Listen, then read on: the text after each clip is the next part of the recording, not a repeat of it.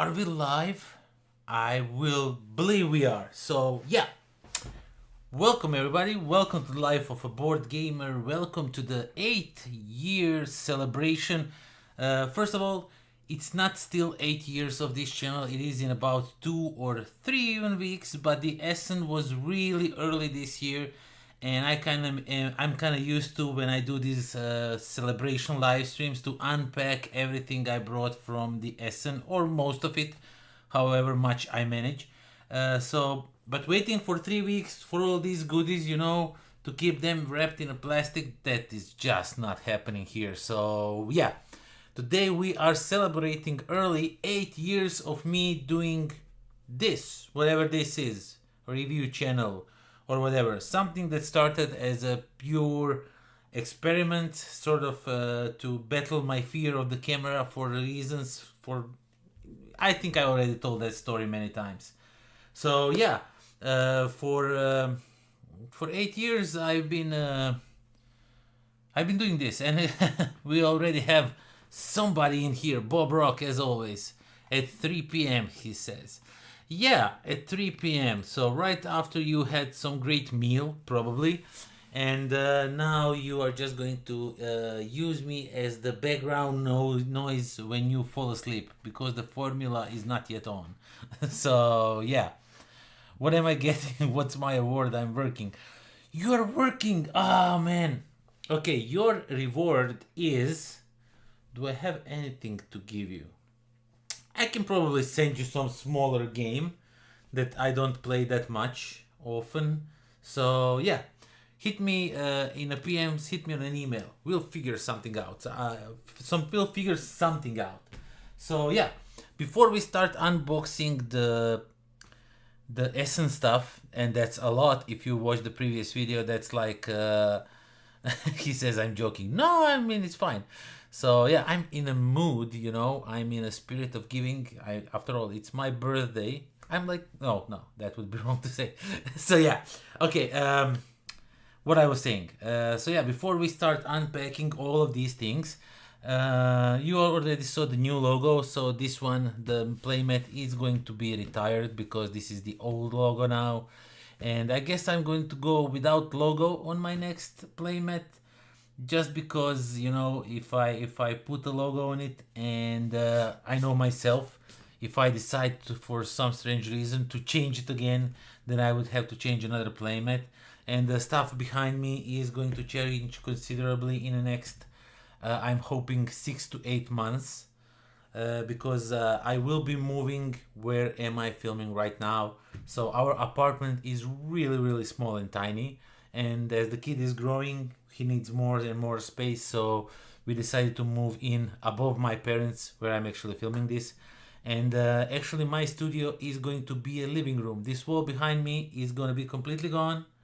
This is going to be kitchen over there, stuff like that, but you will not see it. The camera will be pointing in that direction or that, depending how you look at it. So yeah, the table is going to be a little bit smaller, but I still am not filming like at the full length. So when I put my hand like here, and let's see where there's still like good half a meter left and the right, from my hand. So I'm gonna considerably shrink my table, but still the videos will be the same, even if not better, because I will not have to drive, to film, and I will have availability to film anytime I have some free time, stuff like that. So yeah, it's going to be a little bit different in the future, but still the same. Let's hope so. Before I start unboxing, I wanna show this game.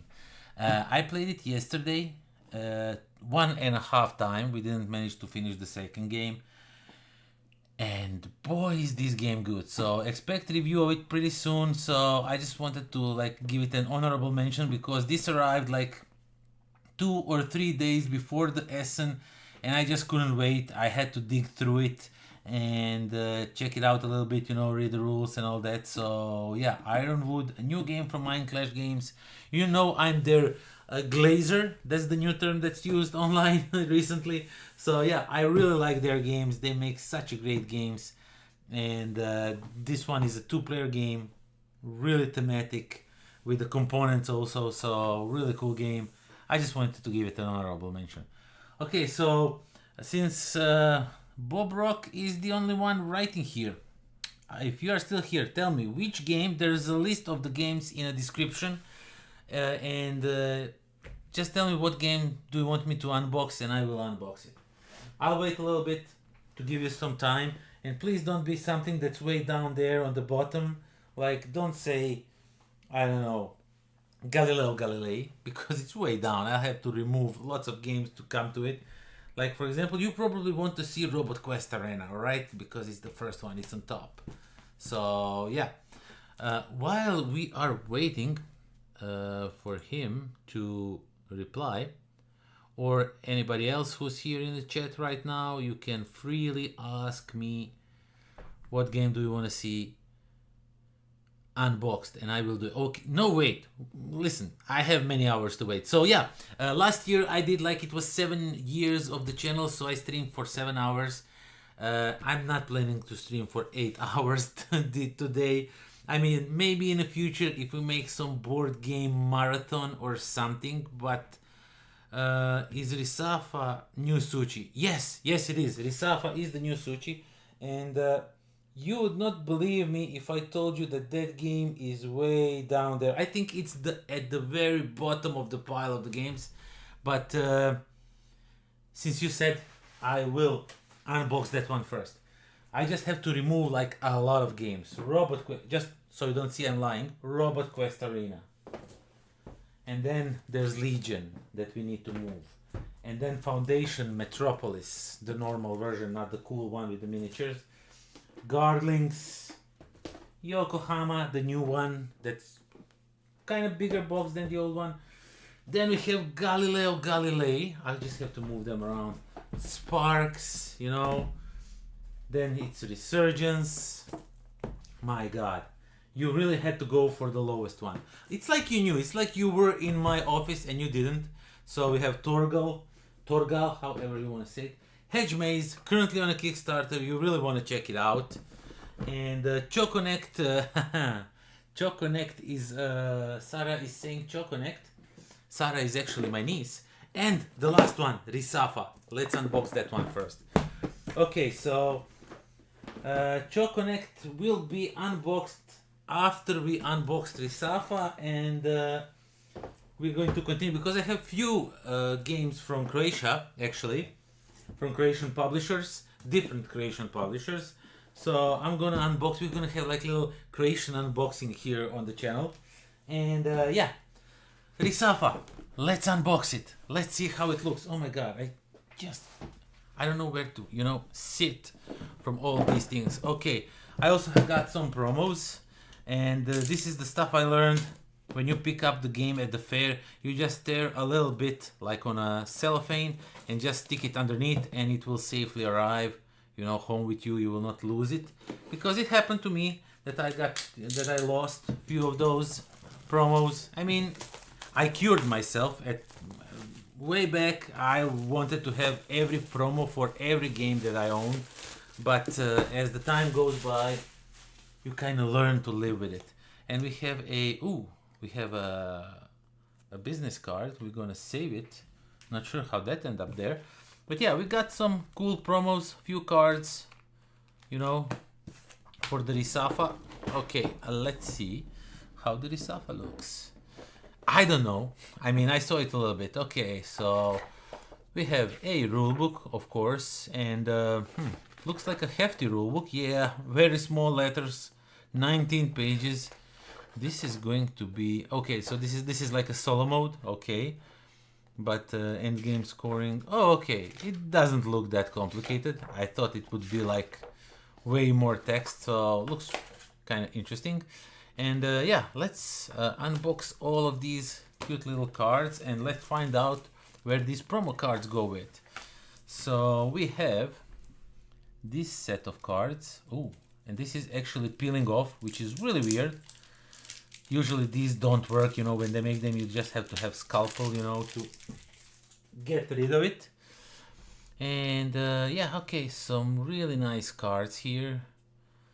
Like says 2, this one says 1, so I'm not sure how they are used. I'll have to learn, but they look really nice. And oh, guess what? I think I already found where the promos go. So let's take them out of the Ziploc bag and see what we... Oh, we have promo for each type of card, I guess. Okay, let's move this aside and let's just try to find everything. So this number 3 corresponds to this, so these cards are done. And then we have this. Does it have any of it? No. But we actually have this, and it's 2, and these are all 3. Okay, so there's 2, so we're just gonna shuffle them in and hope for the best. Let's open the next one and see how it looks inside.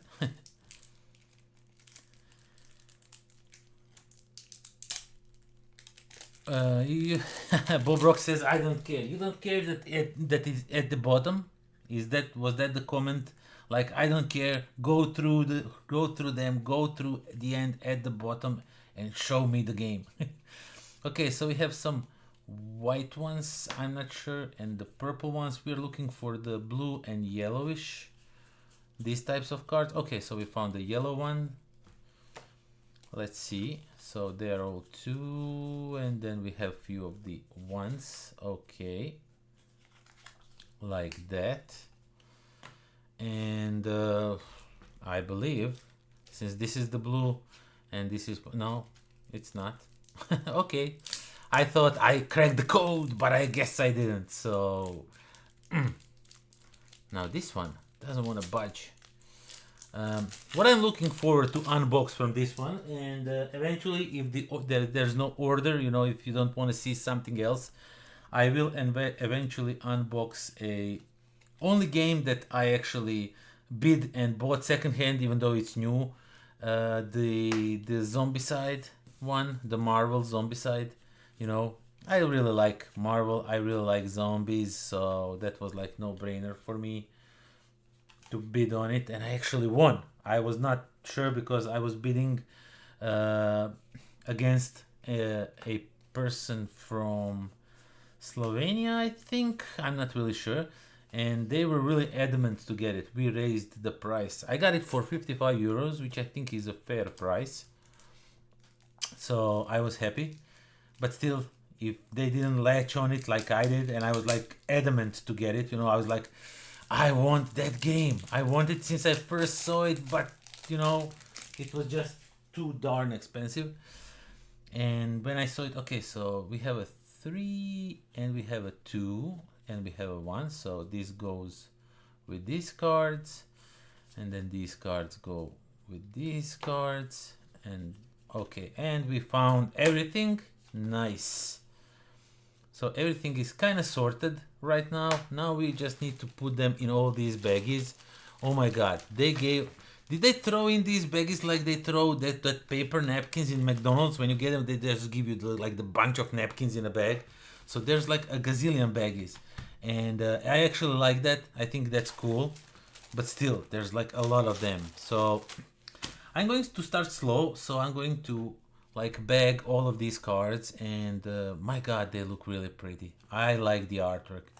It's like old oil paintings, or no, it's like not oil paintings, but like it has this pastel look to it. Looks really cool. Can't wait to try this one out. Unfortunately, the last one from them, the one, oh my god, what's the name of it? Evacuation. The Evacuation one didn't sit well with me, so okay, I'll take RESAFA as a gift. Yeah, no, not yet. I had to try it out first. As I was just starting to say, Evacuation, when I tried it, I kind of didn't like it. And I'm not sure why, because, you know, that game should be everything I like about board games, but for some strange reason, it is not. It just didn't sit well with me. And unfortunately, but I think the issue is me, actually. You know, I think I am the problem here, you know, because I don't know. It has everything that I should like. It has the way you play those cards. It's really cool and all that, but for some strange reason it just doesn't work with me. Let's see some of these cards. My god, this blue, I'm a sucker for a blue color, you already know that. And this blue is such an amazingly looking blue. I really like it. Okay, let's keep bagging the games. Come on. There's going to be a lot of it. I guess I will first just go through them, unpack all of them, show you how the components look and everything, and then I'll just like later come back to them and store them in all the baggies and everything, because I'm seeing this is going to take like a lot of time and I don't want to be here like bagging games all day, you know. So I have to distribute things a little bit different. So we're gonna put these two decks together. They seem like they go together, and this one also goes with them because it has arches of sorts. So I'm gonna bag them like this, and I'm going to bag these cards with this one and this one also. Yeah, let's bag all of these in the same bag like so. And I'm not going to punch everything out, I'm just going to show you because this is going to take a lot of time if I do it. Okay, so let's see the boards and everything. This thing, oh, I thought these were like stickers. Okay, so these are these are just like tell you all the available doors, I guess. I'm not really sure. And the board it's looking huge. So let's, oh my god, this is like a really big boy. Check out, oh, did I just hit the mic? I hope you didn't feel that.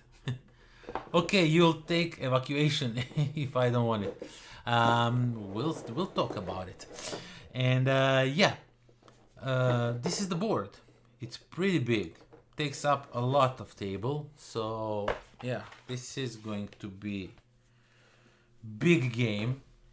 And we have a bunch of cardboard that we need to punch out. So tokens, tokens, and tokens. Lots of tokens, lots of houses, different resources. I guess I need those baggies for all these different resources. I must say, looks interesting. I see some tiles that you can put. Okay, so this looks really interesting game. I hope I like it as much as I liked their other games, but not the one that I mentioned. The one where you transport things. Evacuation. That's the word I'm looking for. Suchi is a real wonder designer. It is. He's not my favorite designer, but I definitely do enjoy his games. Delicious games in general are really great. So far, as I said, the evacuation was the only one that was kind of like a little bit of miss for me, but not in a big way, you know, just a little bit. So, okay, so that was RESAFA. Looks interesting. I hope it shows me that Delicious Games didn't lose their way. So, yeah, where will I put it? Okay, where I found it, right here. So, next one, I want to unbox something before you order something else. No, no, I can't. I promised a CHOCONNECT. CHOCONNECT is next. So, and after the CHOCONNECT, we're gonna also unbox GALILEO. We're also going to unbox SPECULAAS because it's the Croatian game. All of these are Croatian designers. This is the Croatian designer. Wait a second. This one is also a Croatian designer, so we are going to unbox all of these cool games right now, starting with CHOCONNECT because my niece said unbox CHOCONNECT.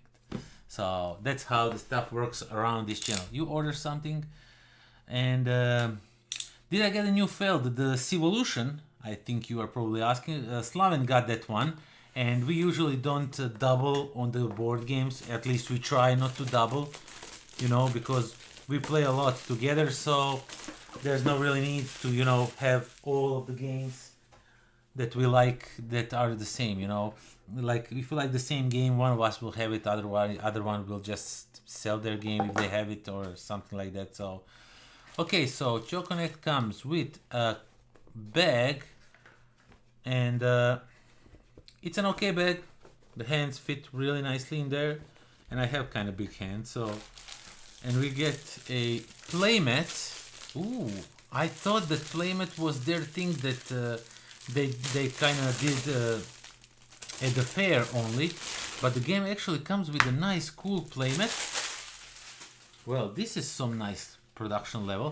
It is a little bit bent, but I will straighten it out. You just roll it, you know, in a different way, and you store it like this, and it will turn itself around. So yeah, you get this like a cute little you probably don't see it on the camera, I'm not sure, but there are like spaces here for all the components, and you get a rule books, and the rule book is just one page. Wow, this is an easy game to teach and to learn.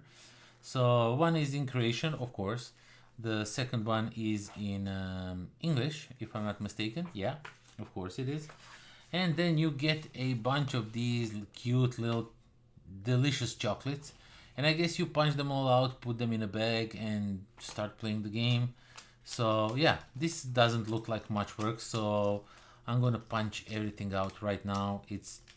This game actually has very few components, which I like, sort of, you know, because for this video that's very good. You just kind of unpunch them all and be done with it. Okay, so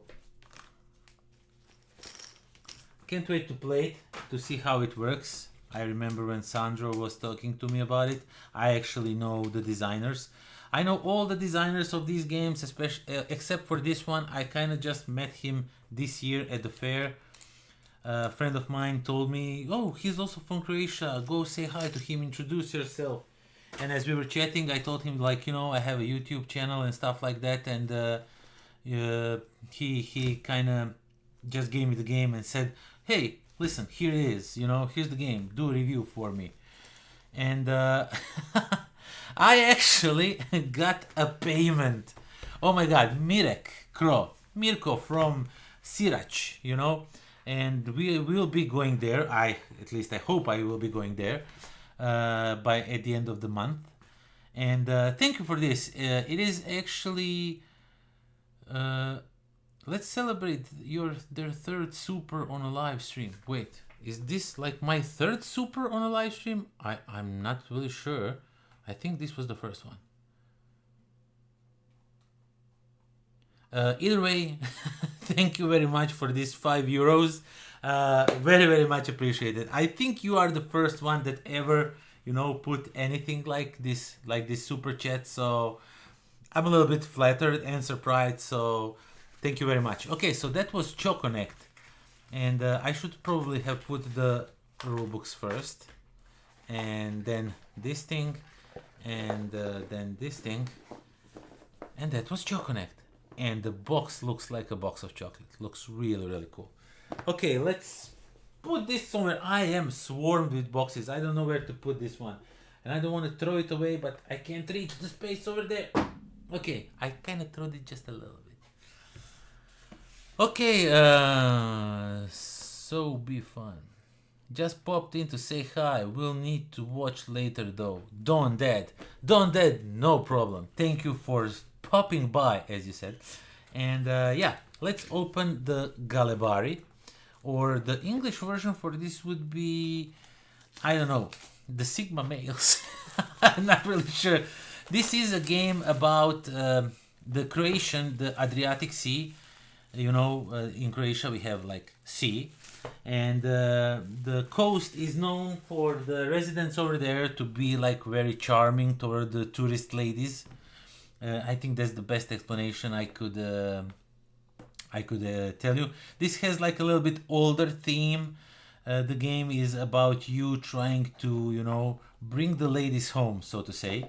And it is in essence a trick-taking game, of course, packed with English and Croatian rules. And it is in an essence a trick-taking game. You will have your set of cards. You are good at one thing, maybe not so good in other things, you know, regarding how you can get the ladies. But And the artwork is like this watercolor looking artwork, which is really cool. And what I like about it is there is one of the guys that you can play is called Borna, as my son is, so that's really fun. And these are the guys. I think I have to like, oh, the cards are all mixed up, so I'll have to like rearrange them. But yeah, basically you are going to be playing these cards. You are there's going to, like, these are your abilities, what you're good at. When you play these cards, you will like have opportunity to draw some extra cards, do different things, you know, to sort of manipulate the ladies to come toward you and not your opponents. You know, you are all vying for their love, so to say. And come on, okay, like this. And this is Ante. He's like a big boy. And then we have all these ladies. This is like Chloe. She's 34, from Dijon, France. She likes exotic travels. She's not much into love. As you can see, she doesn't like, she's not interested much in love, but she's like interested in different things like partying, money, stuff like that. So this is Yelena from Osijek, actually. I am from Osijek, if you didn't know. And from Russia, from Belgium, from Slovenia, from Germany, you know. There's girls from all kinds of, there's also another girl from Croatia, but from the Zagreb, from Split. So yeah, there's girls from all around the world, and they come to Croatian Beach, and you are trying to, you know, get acquainted with them. So yeah, Galibari, I really dig the artwork. It reminds me of some old comics that were really popular in Croatia. So yeah, Galibari, another Croatian game. I actually played it. Oh my god, I should have organized better. Okay, next one. This one I did not get. I did not get at Spiel. This one, as I said, maybe I think I said somewhere already, I'm the proud owner of the first copy of SPECULAAS, because the person that created this game, not the designer, but the person that published it, also printed my new shirts with my new logo. You probably saw those.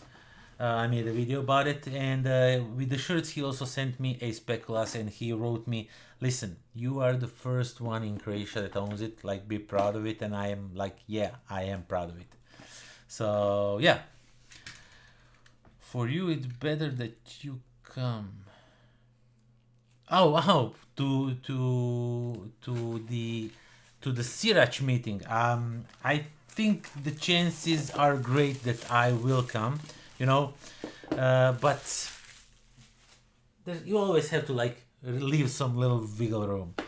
Okay, so SPECULAAS is designed by Daniel Posta. You might, that if that name is kind of familiar to you, at the end of almost all of my videos you can see his name, because he was my Patreon for the longest time. And once you become my Patreon, I immortalize your name at the end of every video from that point on. Even if you back out for any reason, really doesn't matter. I will still leave you your name, because at one point you helped this channel grow. You helped this channel, you know, improve with your donations. So you are eternally immortalized for that. So yeah, you get, of course, Hrvatska, Croatian rules, and you get English rules. And the SPECULAAS, the artwork, it just looks amazing. And the cards for it, basically you are creating specula cookies, and I don't like those cookies because they have cinnamon in them, and I don't like cinnamon. But you are using these ingredients to put them in a grid around the cards that will score points depending what of these are around them. So it's like a set collection drafting, because you will draft some of these cards and give the rest to the player to your left or to your right, stuff like that. And let me show you quickly. This is like a small review of the game. I actually also play tested it a little bit when it was like still in a playtest version. So yeah, you get these, like for example, this one will give you 3 points for each of the green resources around this card, you know, stuff like that. So There's a lots of different recipes that you can get, and when you combo stuff, like if this has different around them, you will get some points, stuff like that. And just wonderful, wonderful game. I really liked it when I played it. It was like, wow, this is a really cool game. Of course, you get a score sheet. This game plays up to 5 players, and you also get for this game a bunch of these honey, like these honey pots that can be used as, this is like a joker resource of sorts. And I will throw this away. I mean, I will not throw this away, but I will not get them back in a box. Why?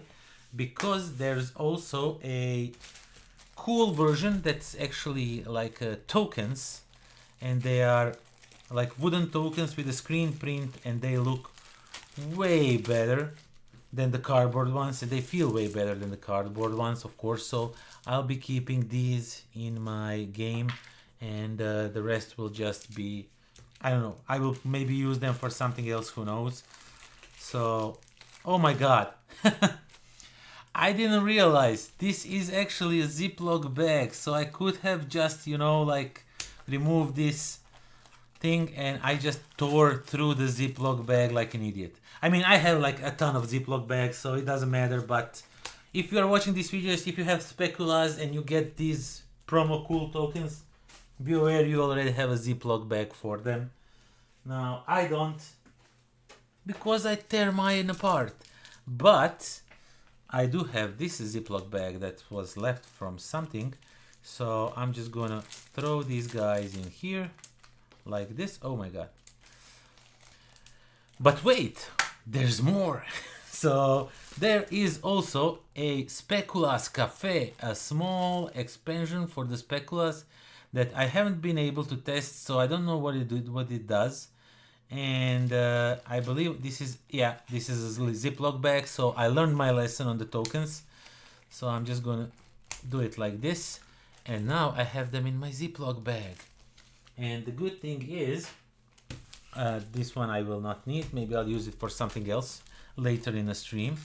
Omar says, congratulations on 8 years. Thank you, Omar. Thank you very much. Thank you for being here. Thank you all, whoever is here. So yeah, the cafe, let me just show you how the cards look. I mean, I want to see how the cards look. I didn't even see this expansion. I saw only the base game. So, okay, we have a small set of rules. And the cafe, oh, it's like a chocolate going on, so looks really cool. I guess you get some, like, this is like maybe a secret goal or something, I'm not sure. But yeah, looks interesting. Can't wait to try it out, you know. So, oh, so it's like a tea or like a hot cocoa or coffee.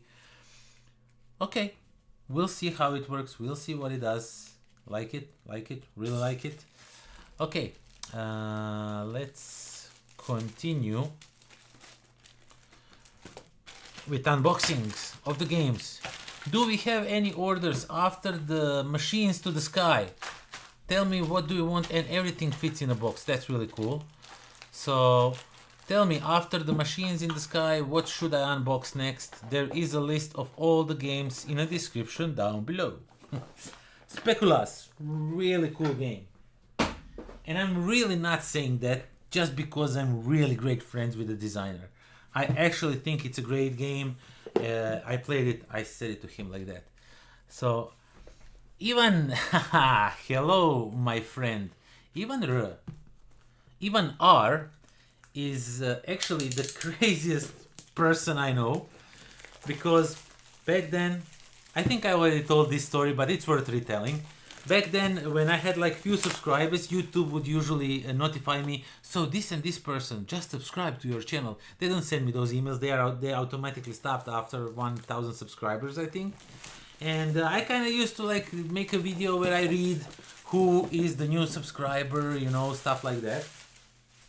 And because he subscribed before I had 1,000 subscribers, before I started doing that, I never read his name, you know, and he like deliberately unsubscribed and then subscribed just so, you know, I can read his name in one of the videos.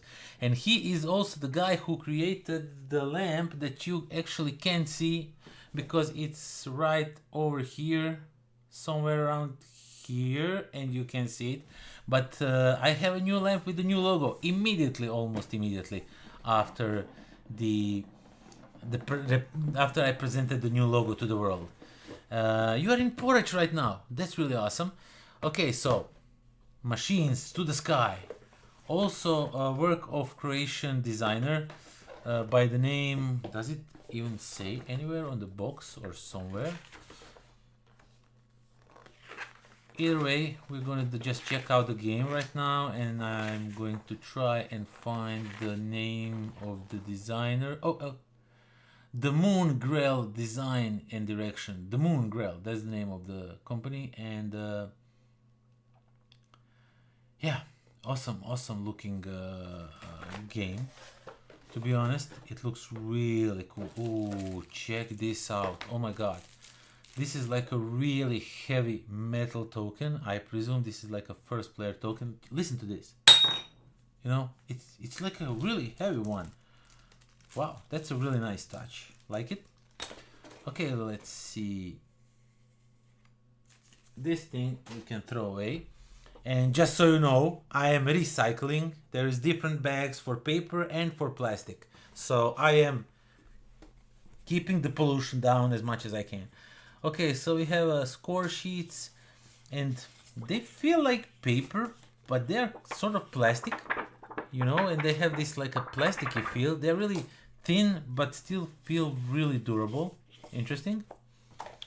Okay, so we have that. Ooh, this game comes also with the playmat. Oh, I find the space for the coin. Wait a second. Come on. And I have an extra Ziploc bag now, so for something. And I just now realized that my forehead is shining like crazy, and I don't like that. So I need like to change that a little bit. And let's configure video. I mean, we are going to live stream for some time now, you know. I want to look cool for the camera. So no focus. And I guess the brightness needs to go way down. No, not that much of a brightness, but the gain probably. That doesn't do anything. Okay, so I'm messing up, you know, with the white balance maybe. Oh, it just makes me. I guess we are just going to go and turn down the brightness a little bit and see how that goes. And I'm not sure this gain thing. Yeah, let's do it like, I think this looks okay. I'm like a little bit darker now, but whatever. Unbox Resurgence, Omar says. Resurgence is next. That game, when I played it for the first time, I absolutely loved it. But it was not available. It was on a Kickstarter. And a friend of mine brought it. And I was like, when this comes to Europe, I will have it 100%. And yeah, it's here. I will. So we have two playmats. I guess this is because this is like a cool version of the game. This is not like the main version. This is like a pimped up version of the game. And we have two playmats. And yeah, pretty much simple looking play, but they have like sort of stitching on the sides. That's cool. That makes them a little bit more durable. And that goes over here. We get some cubes in different colors, presumably for each of the players. We have a really cool little bag with a symbol on it that does something. I didn't read the rules, so I don't know what it does. And we have cards, and as I can see, there is a little bit room, so I guess the sleeved cards are an option. I'll have to see. And I don't sleeve all the cards in all the games that I have. That would be like a insane amount of sleeves that I would need, and money spent on sleeves. So I mostly sleeve cards that are like really shuffled a lot and stuff like that. So, oh, this artwork look gorgeous. It has this really noir sort of comic book feeling to it. The artwork is really nice. Whoever did the artwork for this game, I like it. I really like it. Okay, so that's these cards. Let's quickly see what these cards look like, and then we are going to unbox Resurgence. And Resurgence I like, you know, because the not just because, but when I saw the post-apocalyptic theme, I'm automatically interested. You know, I still am sucker for zombies. That's why I got Marvel zombies. You know, I see zombies, I just go insane. I don't know what to tell you. Bob Rock says he's listening. He is just at the rehearsal. Okay, thank you very much for listening while you are on a rehearsal. Okay, so we continue the. Is this the cards for this thing? No, that's something different. Okay. Okay, so yeah, and we have some cards. I guess these are like scorings or something, and but this artwork looks really cool. It's such a simple artwork, but so effective. And I don't know, the world, I'm not saying this anything I say now, I'm thinking like, am I saying this because this guy is from Croatia, you know, and all that, but I really am not. I really do like what I see. I can't wait to try this one out and tell you what I think about it. So yeah. And oh my god, is this like, oh no, that's just something dirty. I thought we had some like a mold maybe inside. That's not good. We don't want a mold near board games. So yeah, Machines to the Sky limited edition. Let's go and unbox Resurgence. I have to dig a little bit to get to it, but I will. So where is it? Where is it? Resurgence, where are you? Okay, it's down here. So let's move these around a little bit. Why didn't you say Galileo, Galilei, or something that was on the top, like Sparks maybe? You know, you people, it's like you know what's on the bottom, and then you exact Resurgence, and then you ask me, okay, unbox that. I'll have to rethink my, I don't know how to say it, how I do live streams. You know, how much power I give you.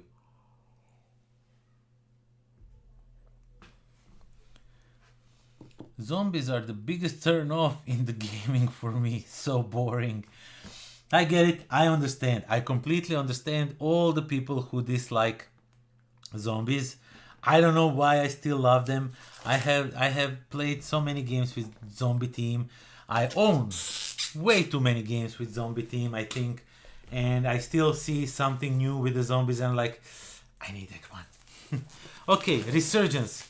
This is a Portal version of the game because the original one, as I said, was on a Kickstarter and it was not like available in Europe. I guess Portal brought it to Europe, so have that in mind.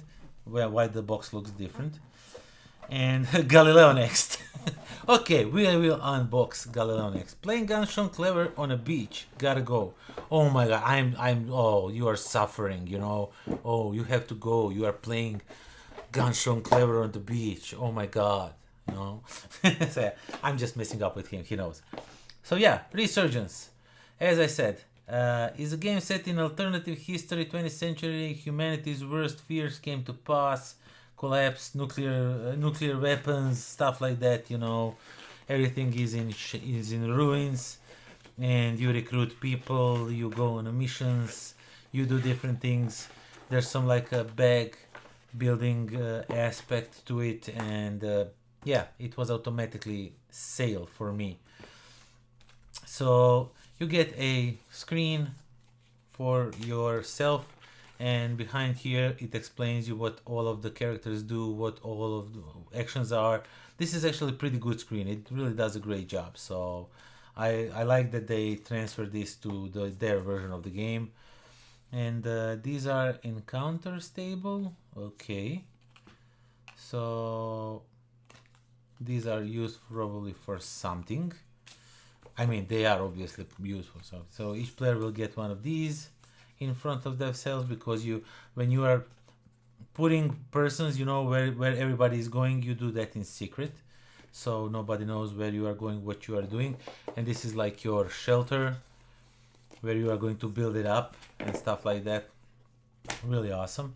And the version I played had wooden tokens. This one has, this is I presume that was like a Kickstarter, you know, version pimped out and all of that, but this one has tokens, but the cardboard seems fairly thick, so I don't mind that. And as you can see, there's different workers and they're different for a reason. Certain workers do certain things, so that's really cool. And you get this big red cathedral, some tokens, and we get a bunch of cards.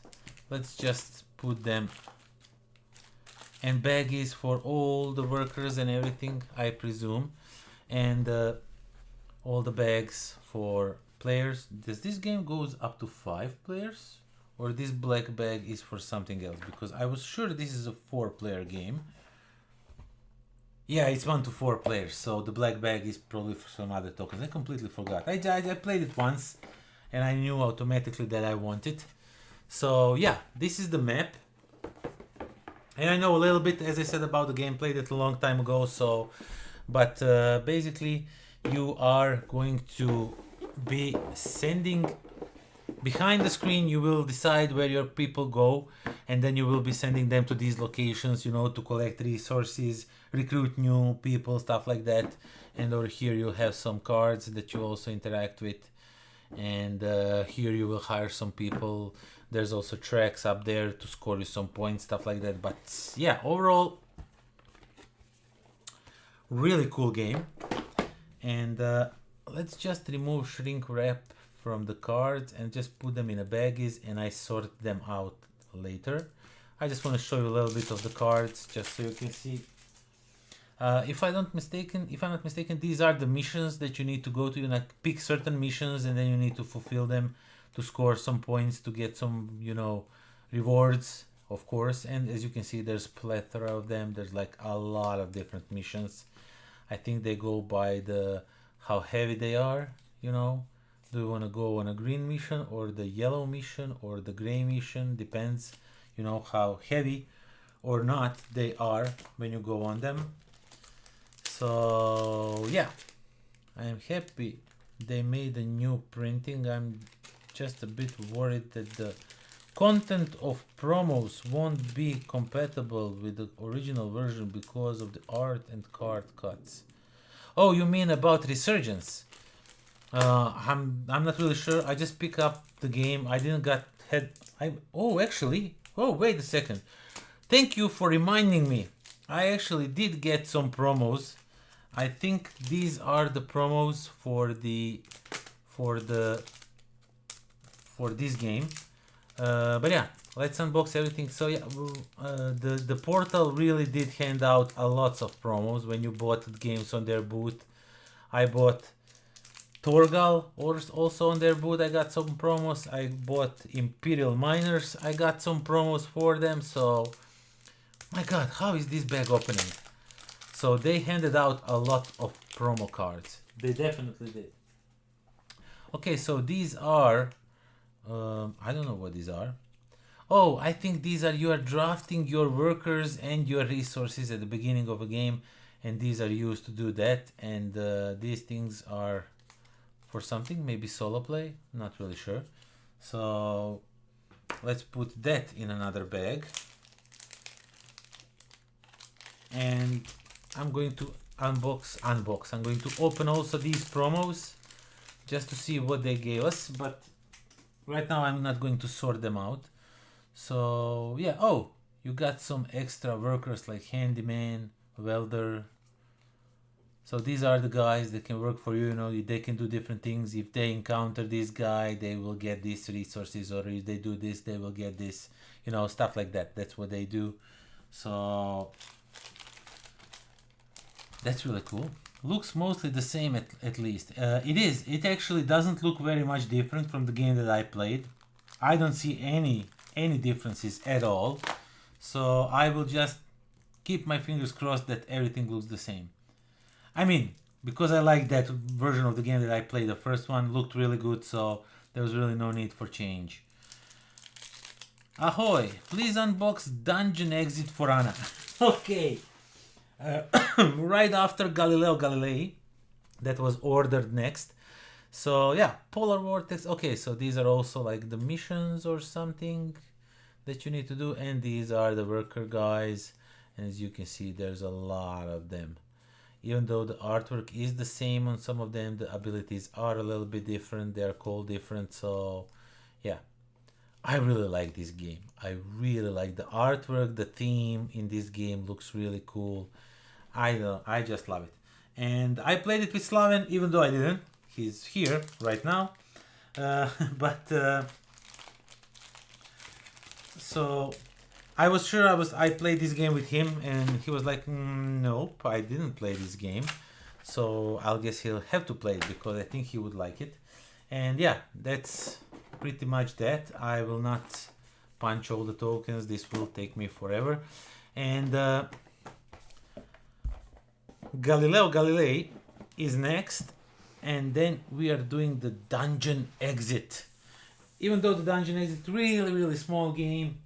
So let's see where the GALILEO is. It's here. GALILEI. Actually, I think this one ended in my loot by mistake. I need to drink some water. My mouth is dry. I'm not used to this. So the Pink Troubadour is the designer, is the publisher of this game, and I was there for Dirt and Glory, a card game about car races, stuff like that, something. And as I was like in a hurry, I came there, I said, hi, I'm here to pick this up for review. We talked a little bit over the email, stuff like that. And they just throw this also in a bag, and I was really not thinking too much. I just went my own way, you know, because I was late. I would be late for a meeting. And after the meeting, I was like, why is my bag so heavy? And then I realized, did I get this by mistake, or did we talk about it or not? So yeah, I wasn't really sure. So yeah, it's here with me now. It looked really interesting, so can't wait to check this one out. You know, I mean, I see some dice, so I'm automatically interested. And yeah, looks real. The artwork is absolutely gorgeous in this one. The cards themselves, you'll see them in a second. So yeah, we have some boards that are not that easily pried out. Okay, and they punch themselves out. As you can see, they're just like fall off. That's a good sign. That means they're really well done. Okay, so these are the characters, I presume, that you are going to be playing. Really nice artwork. I mean, really nice. Okay, let's move this one aside. Let's see how the board looks, because the board looked really interesting. I like it. I like the colors. They look even better. I'm looking them at the camera right now. They don't look the half good as in a person. And Petanica is actually Anna. If it is a mistake, I will take it off your hands. The only reason we did not buy it is because you got it. So give me. Yeah, I mean, we'll talk about it. So yeah,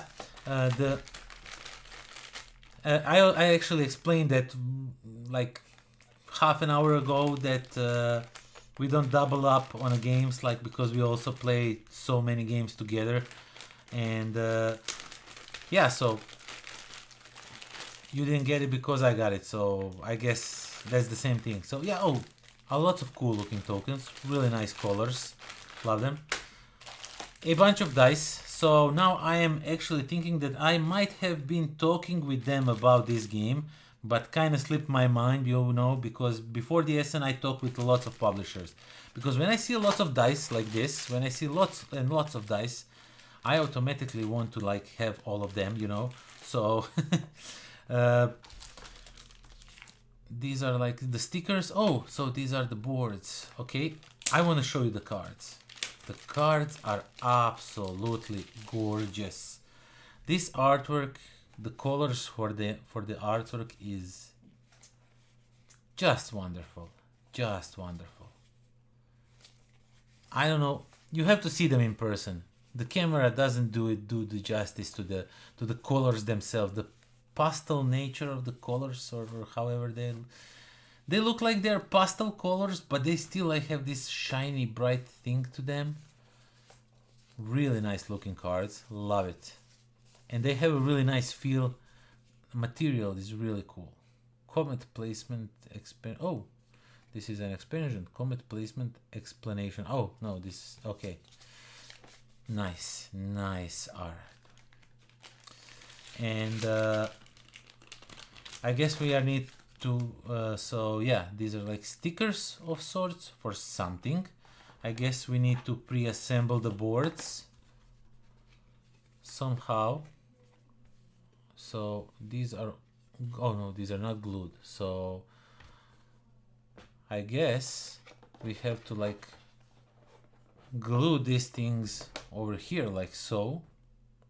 And then this will go, something with the gluing has to happen here.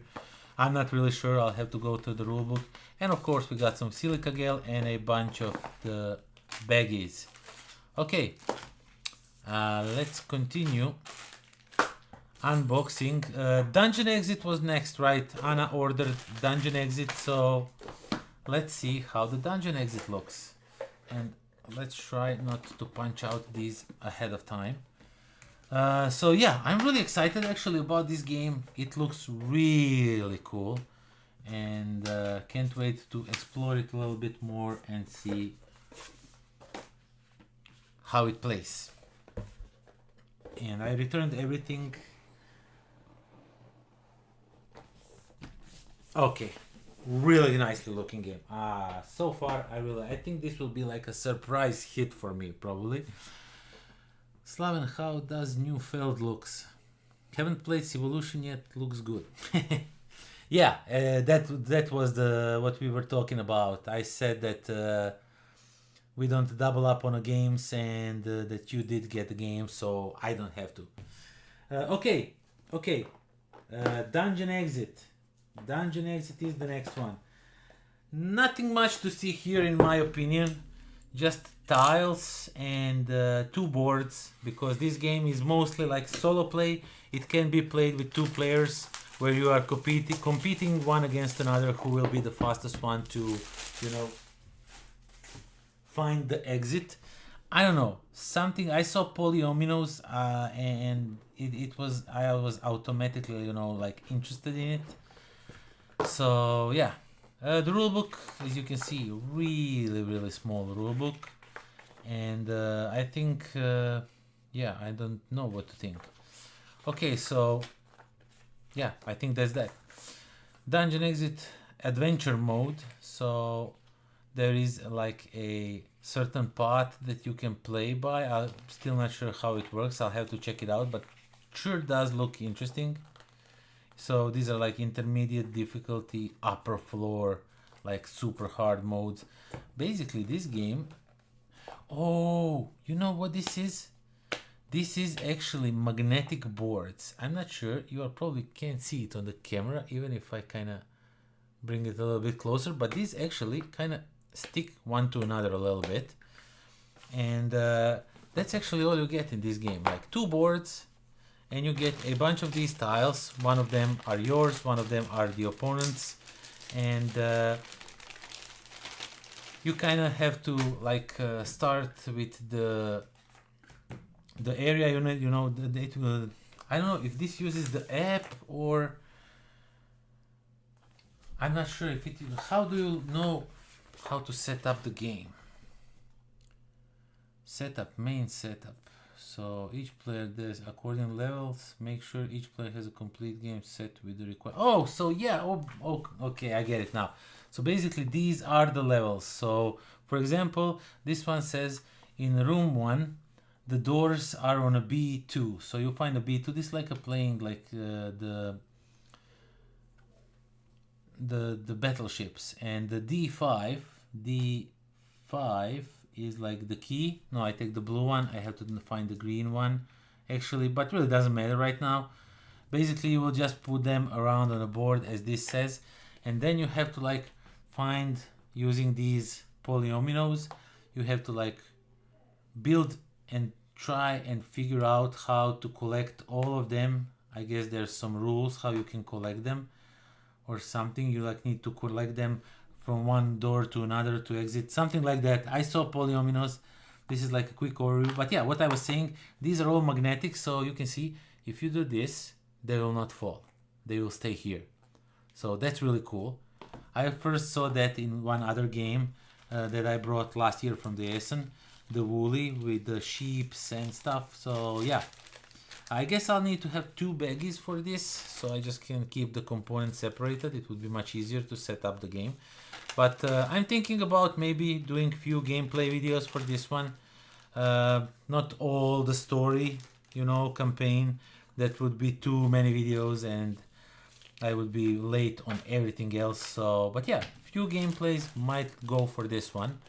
Zeblik, congrats! And he's... Thank you very much, Zeblik. Thank you very much. You are here for a long time actually, right? And thank you for the 10 bucks. Very much appreciated. I'm not used to, you know, to get anything paying, so, you know, so yeah, anybody, thank you very much. I'm surprised. I am really not surprised. I'm honored. Thank you very much. Okay, so that was Dungeon Exit, requested by Petanica or Anna or however you want to call her. What were you saying while I was unboxing this? About something about Civolution is all punched out and glued. It took so long to do it. Oh, I believe you. I'm not into 2-player games, but you will need to borrow this one to me. I mean, this is actually like a solo game. This is not like a 2-player game. So it can be played as a 2-player game where you are racing one against another, but as I said, this is also like a solo game, so have that in mind. You can play it solo. Please unbox NAVORIA for me. Had pledged €1 but decided not to invest more on the Kickstarter. Yeah, sure, why not? I mean, and I have the expansion. Do you want me to unbox the expansion too? Okay, my run of the show is about to start. Have to run. Will be message you for evacuation. Yeah, we'll be in touch. Zeblik, my man, how are you? We didn't talk in a while, like in a while.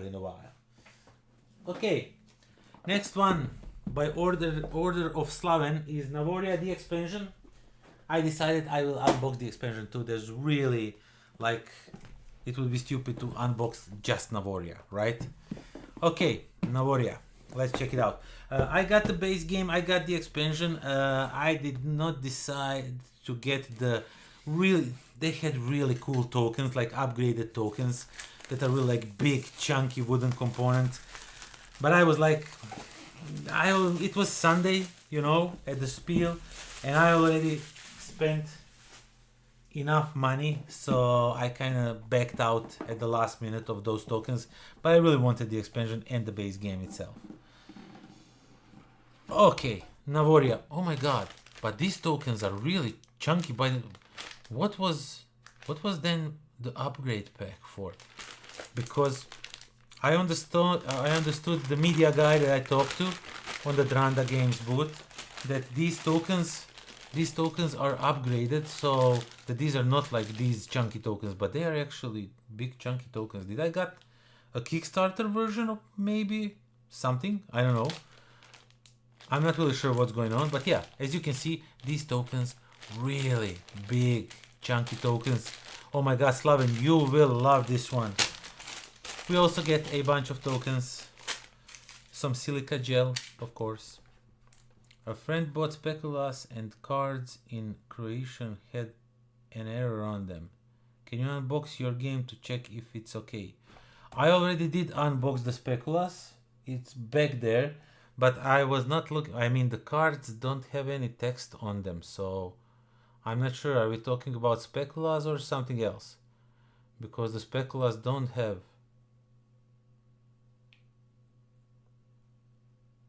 text on them. I think that's language independent game. Now you had me confused. Okay, I'll check it out again. Let me just finish unboxing this one for Slaven. I mean, he's sitting next to you.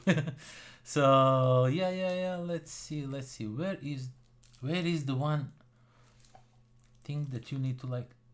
Come on. Okay. Let's see the cards and how the cards look. I mean, I know because I saw them. Absolutely gorgeous. Does this... No. Okay. Okay, so... Ooh, really cool looking. Like, nicely looking art. Now, these little creatures look really like... These two guys look really lost on the flying carpet. Love it. Okay, so... The artwork is kind of like a childish, but so cute looking. I really love it. It's so bright and colorful and like funny, sort of. So yeah, and these are like how to play the game, I presume, just little cheat sheets. And the rulebook. Let's see how big the rulebook is, because I'm not... Oh, okay, so that's fine. This is... Oh, this is not like... I was not sure. The game looked a little bit more complicated than I thought at first, but I don't believe this is like that complicated game. At least it doesn't look like that, because the rules are pretty like spaced out. Looks simple. You get a nice bag, and each player will get, of course, their own board, and they're all the same, and they have like little indentations. They're not like fully 2-layer boards, but they're like 1.5 layered boards, so to say. Really weird. I haven't seen this type of stuff in a while so far. And then, oh, now I know what the chunky components was. The chunky components were these swords and gems and apples. These are like, I think, resources, but these are really fairly thick cardboard, so I'm okay with these. I'm not sad that I didn't got the cool promo tokens for the game. And the board, oh, the board is like a 3-fold, so it's pretty big. So yeah, pretty big board. Looks really cool. And you will send your workers around here, and because you send them there, they will do different things, stuff. So I don't know much about the game. I still have to like explore it a little bit more, but from what I saw, I really will enjoy this one. And it was really presented to me in a nice way. The Dranda media person, the new guy, William is crazy funny guy. So it was, I had to tell the story. So it was Sunday, you know, and I'm used to when I have to meet publishers on Sunday, I'm kind of used to them, you know, being like all out of energy. It's 4 days. I'm out of energy after 4 days of running the fair, left and right, meeting publishers, you know, and all of that. So I understand that. I don't mind it. I'm not saying that in any bad connotations. But the William, he greeted me with the biggest smile ever on a Sunday at 2 p.m. It was insane. And the guy is full of energy, so much fun. And it happened at that moment that Paul Grogan from the board game rules. Oh my god, I forgot the name of his channel. He will kill me. So yeah, you know who Paul Grogan is. I mean, he was there explaining the game called Galactic Cruise. He was like teaching the game to the other players there that happened to be there, and the William was like, okay, so this is a galactic cruise, and he started to explain me the game, like, check out the tokens, feel them, they're really cool, you know.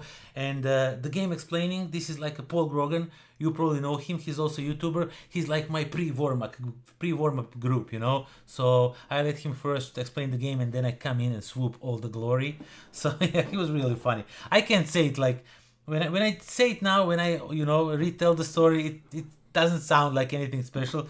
But you have to talk to William. William is awesome guy.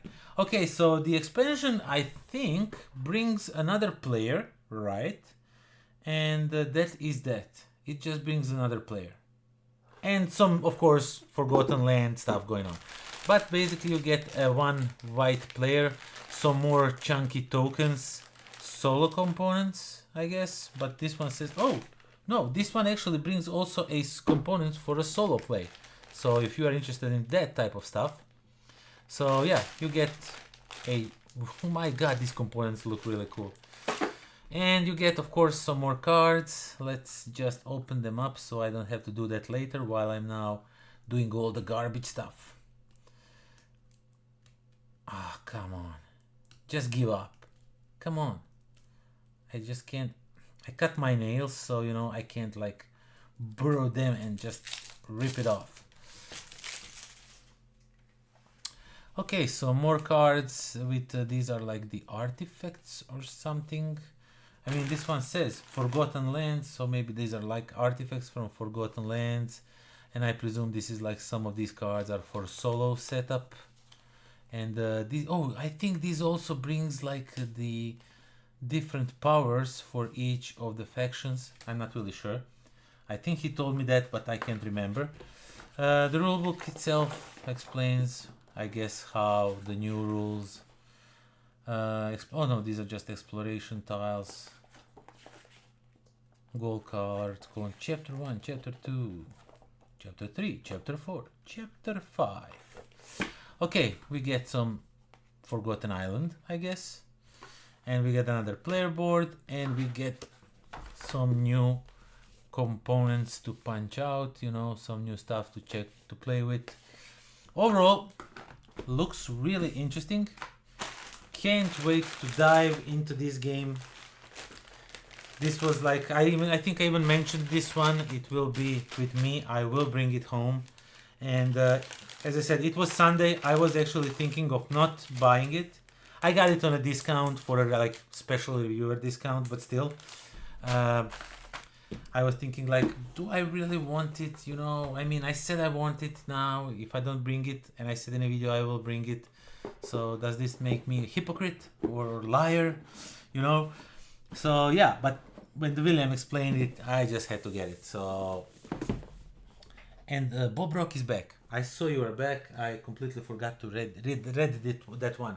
Okay, that was Explorers of NAVORIA. I think somebody asked for something else. I don't think so. But if you didn't ask for anything else, I'm going to unbox Marvel Zombies. So this stream, you want to stop me from unboxing Marvel Zombies because I really want to. And if you leave me alone, I will do it. I'll do it. Okay, so NAVORIA over there. While we are waiting, I'm gonna sip a little bit of coffee. And things I want to show you, the games that I already have opened and played quite a lot actually. Okay, a challenge for you. I will accept the challenge. While you are writing the challenge, I'm going to talk about these two games for a little bit. Unbox Marvel tomorrow. Oh, now you are yeah, now I should have okay, but you have to write it in this like paid comment. No, I'm just kidding. I'm just kidding. So yeah, I don't think that will happen. I mean, I already postponed it as much as I could. So if I have to unbox it tomorrow, I would probably go crazy. Okay, I wanted to like quickly tell about these two games, then I'll go back to the chat. Agent Avenue and Cube Melt. This one was the first game that I picked up at Essen. I said I will bring it home with me, and the thing is, this is like a cute little game where you are rolling dice, and Slaven didn't like it because he lost. So, but it is actually a great game, and the game goes like this. You are a cube of ice, and before you melt, you have to find either love or like adventure, happiness, and after that you are done. You can go your way, and the game plays. You can play it like normal, or you can do it like this, and then you have like some special ability. You are like very cool cube. You are not just like a normal cube of ice, and you are rolling these dice, and whatever you roll the most faces will your opponents from left to right. Now, sorry, you did really do it. Unbox Marvel tomorrow. I hate you, man. Oh, I hate you so much. Okay. There is a community tab. There is community tab in the on the YouTube, and over there I will prove it to you that I did not unbox it. I don't know. If you want, I can like Slaven can call me at any time, and I can show him that the box is sealed and it will not be opened. But since it's Sunday, tomorrow is Saturday, You know, I can cheat a little bit and probably wait until midnight to open it, but I won't. I will go to sleep, and once I'm awake, I will open the Marvel Zombies. I'm just kidding. Unbox it next, please. I'll be here a bit more. Please let it be next. I mean, but you just Okay, I was talking about you, Matt. Okay, I will do it next. I will do it next. Then I will talk about these games. Yeah. Oh, this was really cool of you. I like it. I like streams like this are really funny. I like it. Okay, so I'll talk about these two games later. Let's unbox the Marvel Zombie side. Let's gosh over the miniatures and all that. Oh, I just hit the box on the table. I hope I didn't dent it. I didn't. And it's a pretty big box. It's like big. It's really like, you see, there's really big box. Okay, it is a little bit torn here, so let's just remove the shrink wrap. So,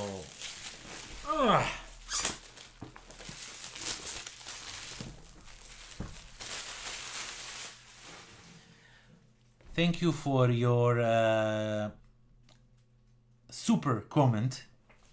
Thank you very much for it. And let's unbox Marvel Zombies, even though I was completely ready, you know, to honor that one. So yeah, Marvel Zombies. As I said, I like zombies, I like Marvel, and I like painting miniatures. So, you know, this was like, when I saw it, whew, I immediately wanted it. So yeah, okay. So this is Marvel Zombies, a zombicide game. And as you can see, you get a lot of miniatures, way more than in a standard version. I think this is the version with more miniatures. So these bystanders are like standees. I don't think you get any of these miniatures. There's just these guys in like the normal version of the game. And see the bottom for a content guide. The bottom of the box, or no, the bottom of this internal box. Okay, but how do I open it up?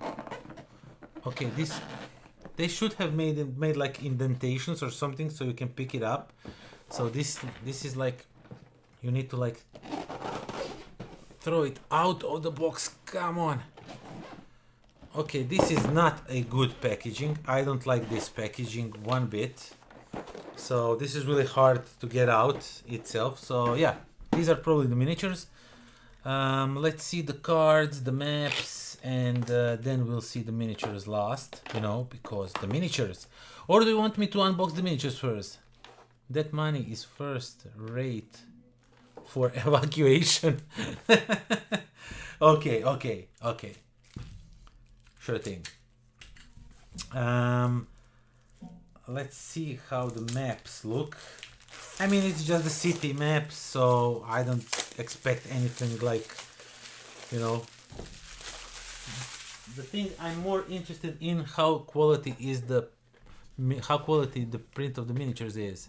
So this is just some like token sheets, and then there's like these, and they have sort of, oh my god, they have like, it looks like mold actually, to be honest. I'm really thinking this is like mold. And there's all kinds of spots on the boards. Let me see if I can show it to you somehow, like with the glare of the light or something. I want you to see it. And each of the boards have it, like a lot. And on the other side too. Okay, I'm not fun with this. I'll have to take a picture of this somehow and ask for replacement. I don't want this in my game room, you know. Wait, let me just quickly take a picture if I can't. Okay, I can. So first I want to take a few pictures just so I can contact Simon about this. Because this looks really weird. There's like spots all over. And they're really, really weird. Okay. I took a few pictures. Let me try if I can show it to you. And they feel really weird under the finger. They feel like something like is there. So let me see if I can make it glare. Oh, okay. You see this spot here, this spot here, this spot here, these three spots, for example. Those are not like the asphalt damages. These are actually like some weird spots. There's some over here, some over here. You can see it on the camera really good, and because it's the stream, the camera is probably bad, but they look really bad. I don't like this one bit. So yeah, we're gonna be in touch. Yeah, this also has spots all over it.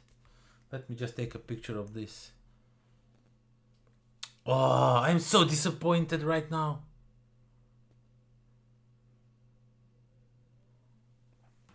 Okay, we'll have to send them email when we are home. That's really weird. Okay, let's move these aside and let's check out what we have here. So these are, I presume, the characters, the zombie versions, and the normal, the cards for the characters. Luckily, like this, and then we unbox it. Oh man. Oh, you have to go. I'll have to run soon. Thank you for the fun time and congratulations, mate. Hope you'll have many, many more YouTube birthdays. Thank you very much. You did not buy it for cardboard. You bought it for plastic anyway. We had a game with spots like that. It was glue oxidizing and not mold. Really? I told you shouldn't unbox it. Yeah. Yeah, I guess I should.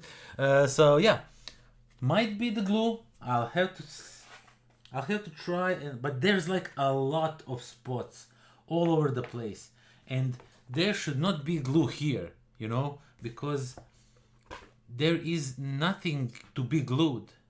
You know what I'm saying? So that's really weird. That's why I'm thinking it's not glue. There's nothing to be glued on these boards. Really, really weird. Okay, so we have some cards representing the superheroes, the zombie versions, and the superheroes, the normal, not zombie versions. Looking really nice, fitting there. And let's see. Next up, we have some cards over here. But I guess everybody is interested in miniatures, so I will just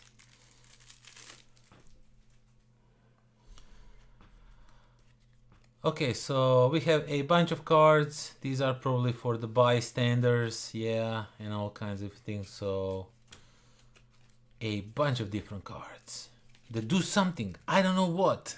So yeah, let's unbox all the cards. And my god, now I'm thinking, is it really a glue? If it's glue, from where it came? Because, you know, is it like a printing issue? Do you think maybe? Or is it because there are no gaps and these spots are all over the place, where I'm not sure why the glue would be there. Like in that particular spot, there's like all kinds of small spots all over the place. So I think it's kind of like something moldy.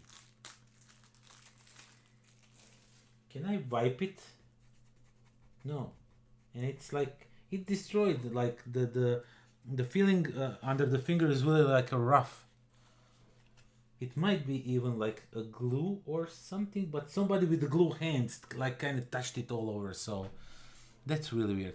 Okay, we have some more cards with, I don't know what they are doing, so I can't tell you much about it, but I guess they activate zombies in a certain way. So let's see the last one, a little bit of cards, and then we are going to switch over to the main thing, the miniatures, the plastic. And yeah, I did bought this game first and foremost for these miniatures, but I actually checked out the gameplay a little bit, because, you know, these zombie sides, they kind of all feel the same, sort of. and people are saying really great stuff about this one, that they made some really nice changes, really nice differences, different things to it, and that it actually works, that it actually is a good game. So I'm now even more interested to try it out. I just first wanted to like paint the miniatures. Okay, so these are like some troopers of sorts. Okay, cool. And over here we have some baggies, some really nice dice, looking dice. Of course, some of these things to mark your player, stuff like that. But now, the main thing, the miniatures. I want to see the miniatures and how they look. And the player boards. Okay, so player boards, standard zombie side player boards. You get 6 of them, so this game goes up to 6 players. I did not know that. Okay, so yeah, nicely looking. Might like try and maybe paint them, you know, also maybe spray paint them, then like put like blood everywhere because it's zombie side, you know. So let's, okay, so this one is first.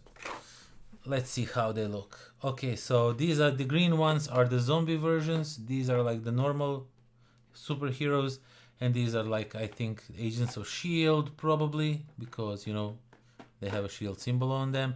And then there's these bystanders, but I think this is like Okoye, and I'm not sure who this is. These are some military guys, but overall looking, I'm not sure if I'm able to show it on the camera.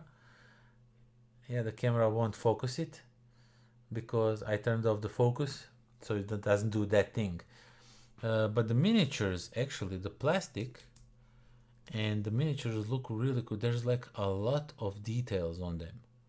Like I can see all the belt buckles and everything on this guy, so that's really interesting. It's not players, it's characters. Mass scenarios tells you how many characters you need, and you deal them evenly to the players. Oh, okay, so it's like that. But yeah, I mean, in essence, you want to have like one player playing one character. Managing 2 characters kind of feels wonky, you know. You want to like get yourself into like, if I'm Spider-Man, I'm Spider-Man. I'm not Black Panther also, you know. I'm Spider-Man. That's who I am, and that's who I will be. So yeah, that's what I was thinking. So the Hulk looks really amazing. Oh my god, and so nasty looking. Oh, I will be painting these guys. I will be enjoying it. Oh my god, these miniatures look just great. Wait, where's the Stark miniature? Oh, the Tony Stark looks awesome. The zombie version, like his hands and everything. Okay, so this looks really nice. And Captain America with his shield. You know, there's going to be some blood splatters. I don't like blood splatters doing them because they always look like, you know, cartoonish. But for this thing, I think I'm gonna like try my best to do something like that. And miniatures down here. Oh my god, I didn't know there were so many. I thought, okay, there is a lot of miniatures going on having here. So what we have is one of everything, I guess. So many miniatures, and they look really cool. This guy, this big guy with a shield, he looks really cool. So many nice details on him and his armor and everything. Yeah, this will be a really nice and fun project to paint up.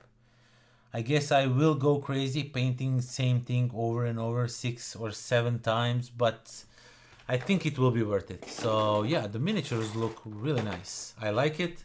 I like what I bought, except those cardboard things, and I'm not sure. I'm really not sure.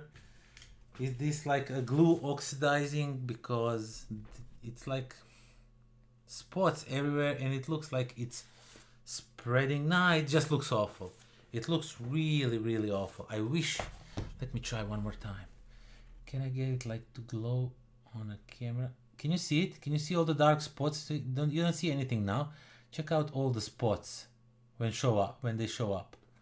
like all of them, all of these, and they feel really rough under the finger, and they kind of leave residue on the finger a little bit, so now I'm a little bit afraid to even touch anything else. But can you see, like, there's like a lot of them. So yeah, not good, not good. I don't like that.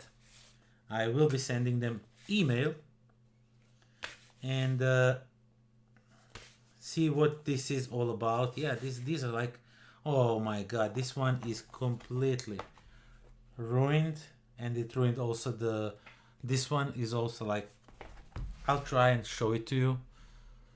Like,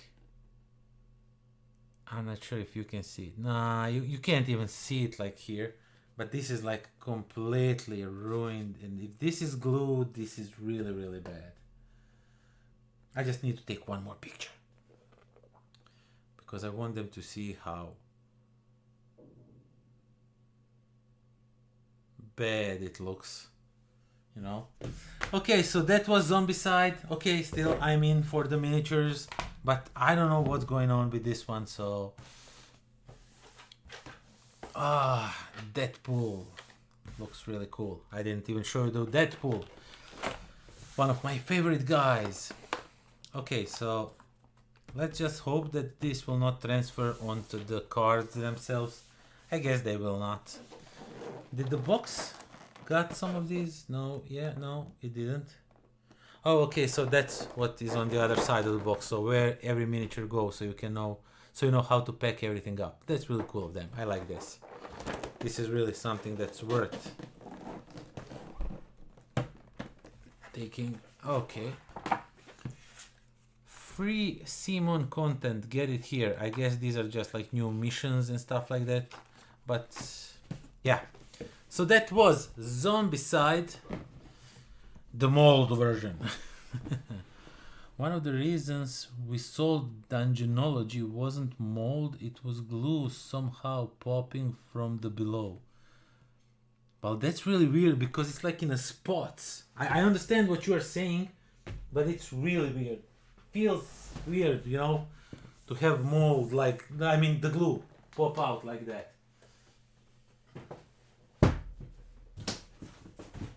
Boom! If you hear the bell, like boom, it really like insane, like it made a boom sound. Okay, back to talking about these two cute games. So first one is Cube Melt.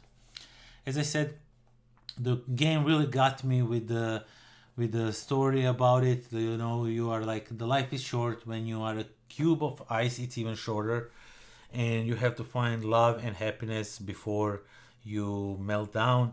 And it's a really nice game. As you are rolling dice, and as you are rolling your dice, when you are done with it, when you can't roll anymore, the opponents will get whatever majority of faces you have. They will get, even it's a good one, it's a bad one, they will have it, and you will have whatever is left over. And there's really nice dice manipulation there, like, you know, you can re-roll certain cubes and stuff like dice. You can re-roll certain dice and you know, like make other people melt, and then you get all the rewards. And it's really cool game with the special powers, even cooler. And the Agent Avenue, I already played this game I think 8 times, which is like crazy. But this game, it's like 10-15 minutes max, and I said too much. 10 minutes with the rule explanation. This is a game from the Nerd Lab games. They also created Mindbug, a game I really, really like. And when they said they have this one premiering at Spiel, I was immediately like, yeah, I want to know more about it. You guys make great games. The game is really simple. You have to like, you are chasing one another. Let me show you the components a little bit. So one is going to start at this house, one is going to start at this house. This is like advanced version. You don't really want to play this one. The advanced version is where the game is at. It's really simple. So advanced version is like an easy version. And you are going to be, one of you are going to be a dog, and the other is going to be a cat agent. And you are going to be playing these cards. And as you play them, you will move a certain amount. So if you've played the Daredevil for the first time, you will only move 2 spaces. If you played for the second time, you will then move 3 spaces. And if you played for the third time, you will die because it's an X, you know, so you die. The code breaker is different thing. He moves nowhere, but if you manage to collect 3 code breakers, you are the winner automatically. And the best thing about this game is the gameplay itself, how simple it is and yet how it can be deceiving. Whenever it's your time to play, you can always, like, you need to always offer 1 card face up, 1 card face down, and then the second person, the opponent will choose, will they take this one or will they take this one? Is this a bait? Is this one even worse? Or, you know, then the mind games come to play. And it was code breaker. It was actually a good one hidden behind here, but you can always, like, give them a code breaker and maybe, like, put a, let me find it because there's only one of those cards. Where is it? A mole that has -3 movement, and you can always do something like this. And he was like, if it's like, if he's offering me a code breaker, is something better in here? Or, you know, and then if you fell for it, then you get a -3 movement and you have to go backwards, and he catches you and you dies, and that's it, you know. So sometimes it's like the illusion of choice. And yeah, there's also some cards that when you land on these places that are on the, like, turning points, if you land on these, you will activate those cards and you can get some permanent abilities and stuff. Otherwise, or they can be either permanent or immediate effects. So yeah, really cool game. Small review, to quote Slaven, who's in a chat with us, 10 out of 10. Yeah, really great game. Cube melt, also really cool. Let's move them aside. These smaller ones we can keep on the table, like so. And yeah, what should we unbox next? One of the reasons we sold them. Okay, so yeah, I read that one. Okay, let's unbox a few of the smaller ones because I want to, like, put these promos in a bag. So yeah, I got some promos for when I picked up Imperial Miners Aztecs versus Weirdlings. So this is the first expansion for Imperial Miners. Imperial Miners is like a spiritual sequels to Imperial Settlers. And yeah, it's really great game. So few rules, but so much fun playing those cards. And as you activate things, I liked it way more than I thought I would like it. So yeah, at first I was like, let's check it out, let's see how it works and everything, but I did not expect much. But then when we played it, I was in love with it. Okay, so there's, like, some slightly setup changes and rule changes in a game regarding the new factions and all that. But after that, I don't see anything else much changed. And yeah, we're gonna throw away this thing over here. Ooh, we got some nice chips here. Let's throw this away. We're gonna get rid of as much garbage as we can. So you get some like these clay chips, and they're really nice, thick, heavy chips. You can kind of hear it. So yeah, not sure what they do. They are here for a reason, probably working with some of the new factions. And we have an new faction cards. Let's check them out a little bit. Come on, this is like, okay, let's throw this away.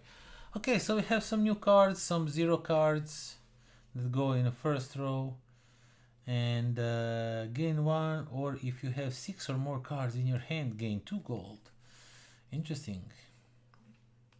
Jewelry fun. Discard the number of cards from your hand to draw that many cards. If you discard 3 or more cards, gain 3 gold. Well, that's interesting. Let's see what the big ones do. So, reveal a number of Scottish cards from your hand. Spend 8 to gain 5 crystals. Spend 2 less to each revealed Scottish card. Yeah, that's really cool. Resolve an effect of a card in your hand, then discard it. Wow, nice. Not another bat cave. Gain 2 coins. Okay, it's something about day or night. Looks really interesting. They have like these little cool vampires things going on. So yeah, okay, this will be, looks like a really cool expansion. Can't wait to check it out a little bit and see how it works. SETI next. Okay, sure. Right after this one, we are going to check out SETI. I just need to cut this one open because it doesn't want to go the normal way. I knew I shouldn't have cut my nails before the live stream. Like, let people see my big nails. But then I would like open these much easier. Okay. Creature creeping. Oh, that's the more of the cars that I just showed you. Okay, so this one has like a little hoodwinked. Last is this one has like a little theme of the Halloween sort of thing going on. So I guess I'll aim to play this one as soon as possible so I can review it for Halloween. How appropriate. And we get some cards here for something, not sure what they do, but we are going to find out once we review it, once we play it. And let's see the promos, what we got with the promos. So I can just put them in here also. New currency, dig deeper. So these are like new abilities, things. Okay, really cool. So SETI next, right? Now that's, I think, the heaviest box that I brought from Essen. That box packs a lot of cardboard, like a lot. Let me just move things around so I can get to it. It's right here. Oh man, this is a monster of a game.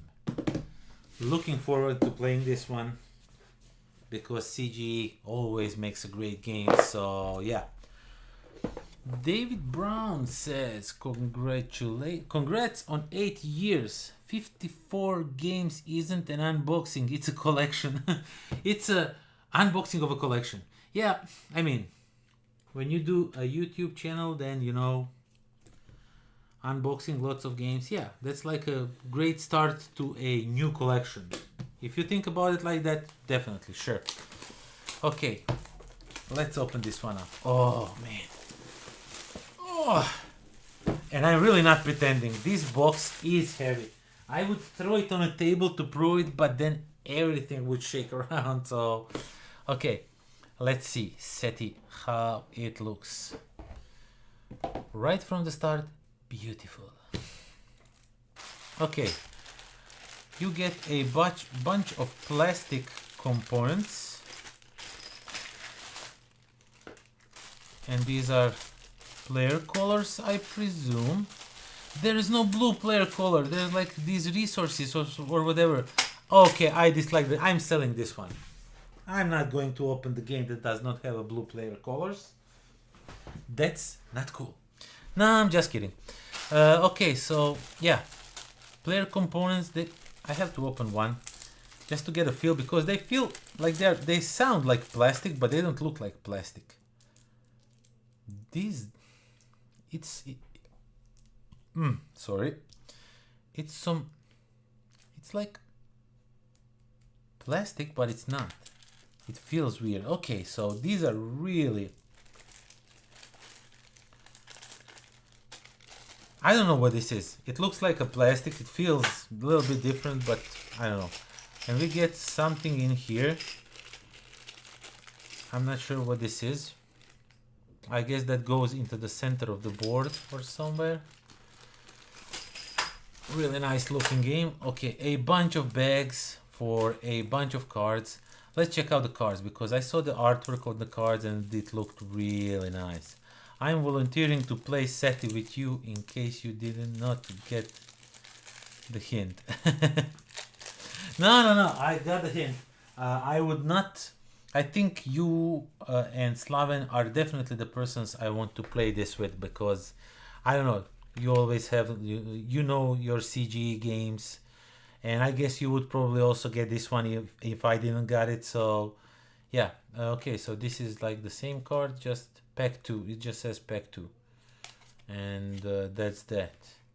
Okay, the artwork, gorgeous, absolutely gorgeous, loving it. There's also flavor text on each of the cards. Feels like terraforming Mars in a way, you know. There's lots of iconography, but also it explains you everything in a text, and there's also some flavor text, so kind of gives me that feeling. And we are probably going to have some visitors right now because I'm hearing somebody walking. My son might drop in and give us a surprise. Okay, so far the just gorgeous looking artwork on the cards, really liking it. Let's see the pack one, how the cards look in a pack one. Daniel Posta is here, ladies and gentlemen. Not that Daniel Posta is here, but we have designer of SPECULAAS in the chat. And you are a little bit late, I already opened it up. So yeah. Oh my god, Paul Grogan is here. And Ryan Pickle 14 is also here with us. Just got back from shopping. Mr. Rules now has COVID. I brought it back as a gift from Essen for her. Oh, Mrs. Rules. I apologize, I read it completely wrong. So yeah, I was fortunate enough to miss out on the COVID.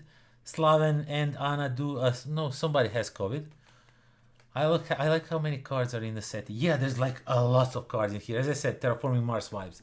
Regarding COVID, yeah, I luckily escaped it. I did not get it, any of it. So I was not even sick, you know, after the con with a lot of talking and everything. You kind of get a sore throat. Not even that. I guess I hydrated properly this year, and I was lucky enough to not get the COVID. So yeah. I might be the only person who doesn't actually have SETI yet. CG are sending it to me next week. Oh man, I can't wait for you to check it out. So there's lots of cards. Let me quickly show you how it looks while we have you here. So there's like punch board of sorts that do something. And yeah, oh my god.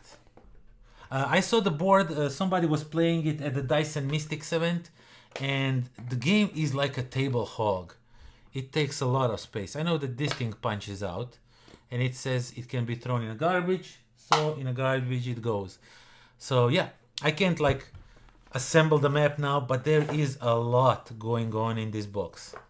Like check out all these components, all these rules. Oh my god. Does each player get its own rule book? I guess it does, with all the iconography. That's insane.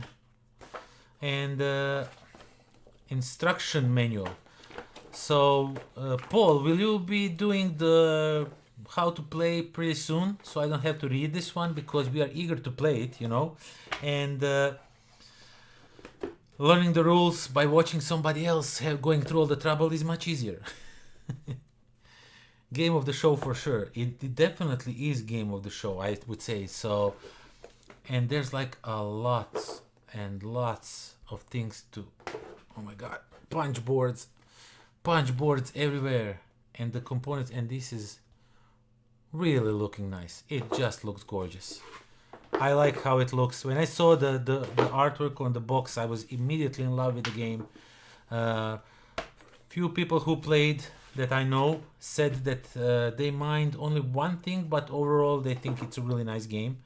So I'm looking forward to try it out as soon as possible. Oh, and we need to glue some stuff up. So yeah, this is going to be a lot of, like a lot of punching and gluing and whatnot. Okay, so that was SETI. My god, there's lots of cards in here. Let's just put them in a bag like this one, so they don't go all over the box. And let's open up something else. As I said, I'm on a train from Zagreb. Went to pick up the rest of my Essen loot from from the Deda. SETI is fantastic. Really enjoyed it. Yeah, but the Marin told me that he didn't like something when some aliens showed up or something. He was like, it broke the immersion for him or something like that, I think. But yeah, overall, SETI is high on a priority list of games to play. So Paul, if you can please create the video as soon as possible, you know, how to play it. We all would be very much appreciative. Eleni does them now. She's really good and she has done one. I just did the playthrough. Oh, okay. Doesn't matter. Still.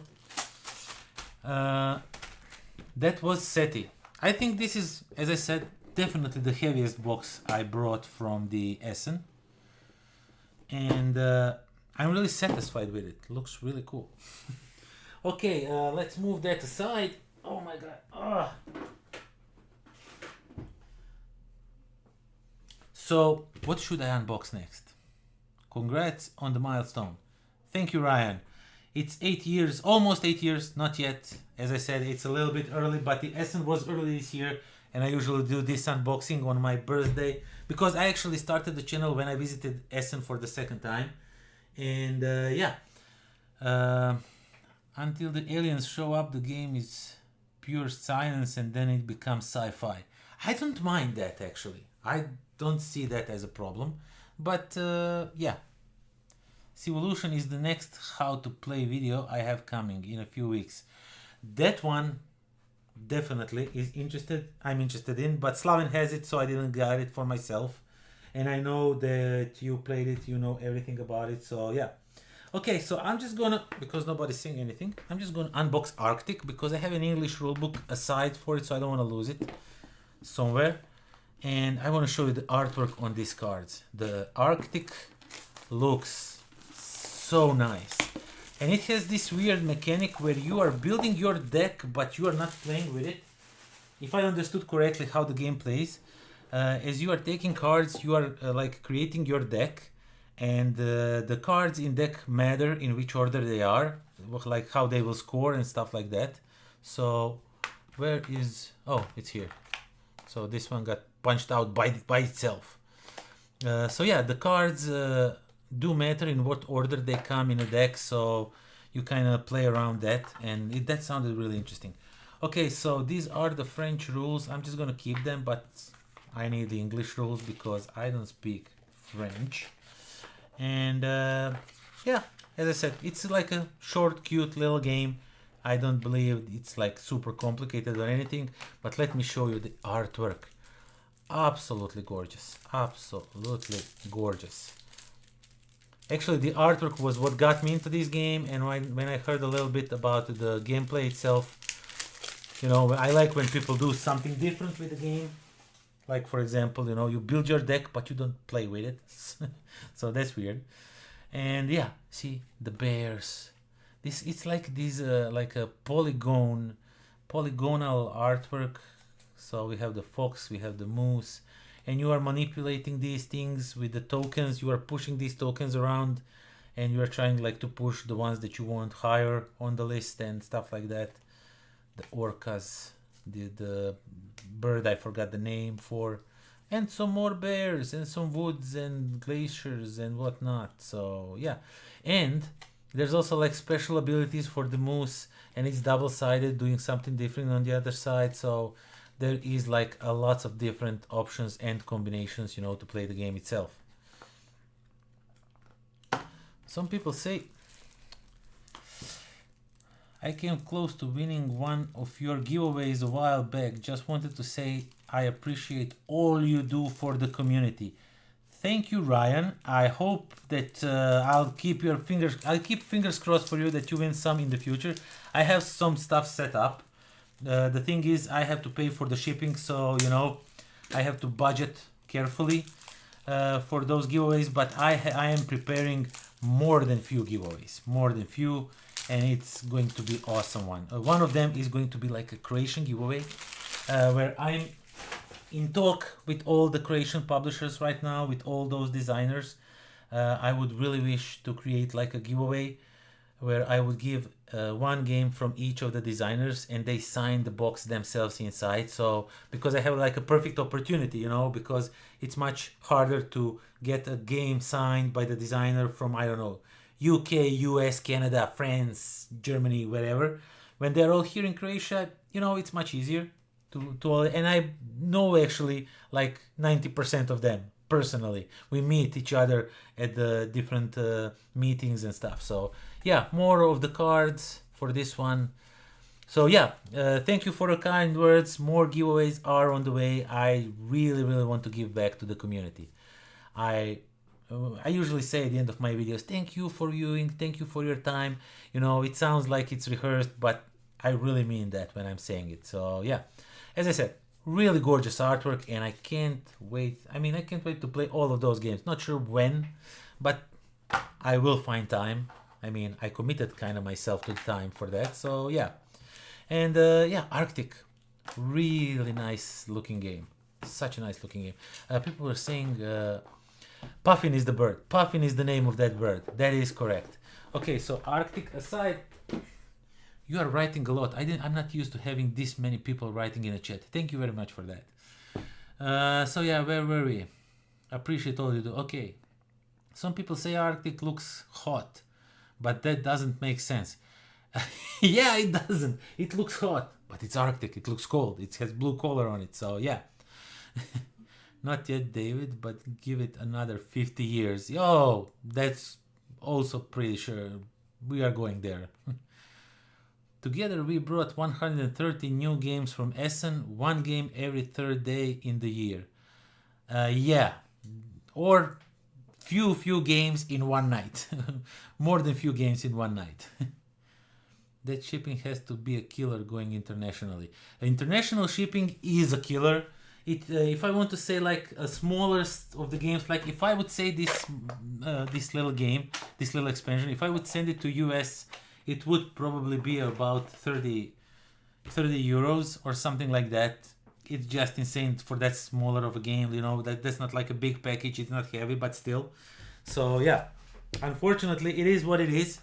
But when I do my giveaways, I try to do them worldwide, you know, because I want to do it like that. So yeah.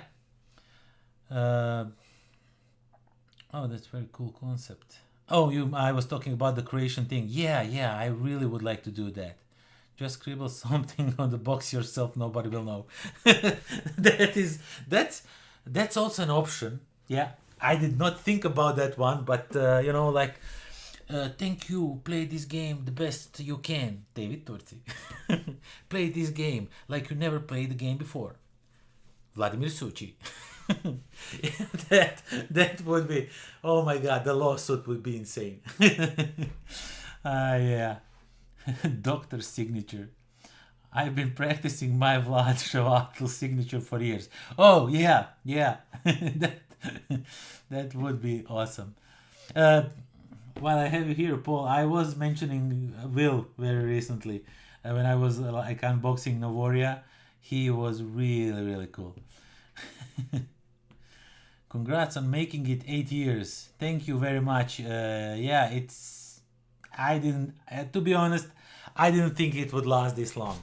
As I said, it was sort of an experiment, sort of like to push myself to get rid of the fear of the cameras, because I was getting married, you know, and I wanted to like, you know, the camera is going to film you 24/7 that day, and 24/7 feels stupid to say, 24 hours that day.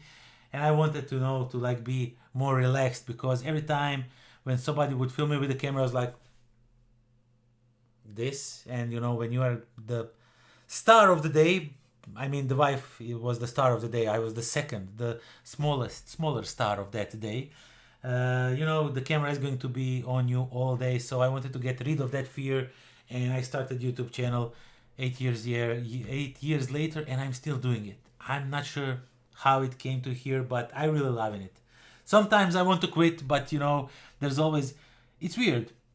Few times I really wanted to quit. I said like, okay, enough is enough. I can't do this anymore. I can't keep up. I want to have a schedule and I can't keep up with it. And then out of the blue, like people know, because I don't get many comments on my YouTube videos. I'm like a small channel, so it's to be expected. And then like out of nowhere, the comment like goes like on a painting video, thank you for creating these videos. It helped me start painting, you know, you helped me a lot, stuff like that. And it kind of revigorates you. You get all the new energy for the videos and everything. And it's like on the spot. Every time I feel like I want to quit, it just happens. I somebody tells me something nice. So yeah, that goes a lot. Like one nice comment can go a lot. So I'm not saying just in my case, in any YouTuber, when you leave them like a comment and when they see a nice comment, it helps a lot, you know, like as a motivation. So yeah.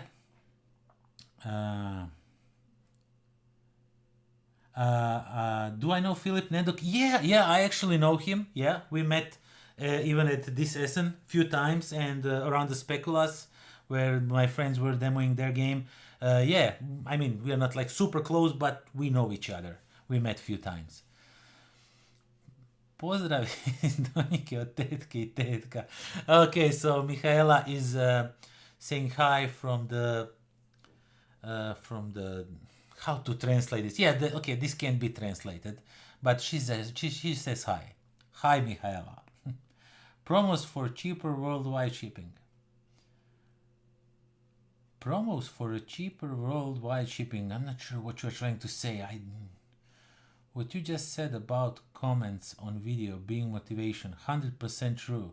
I've almost quit a few times over the past few years. Yeah, I know exactly what you're talking about. Exactly.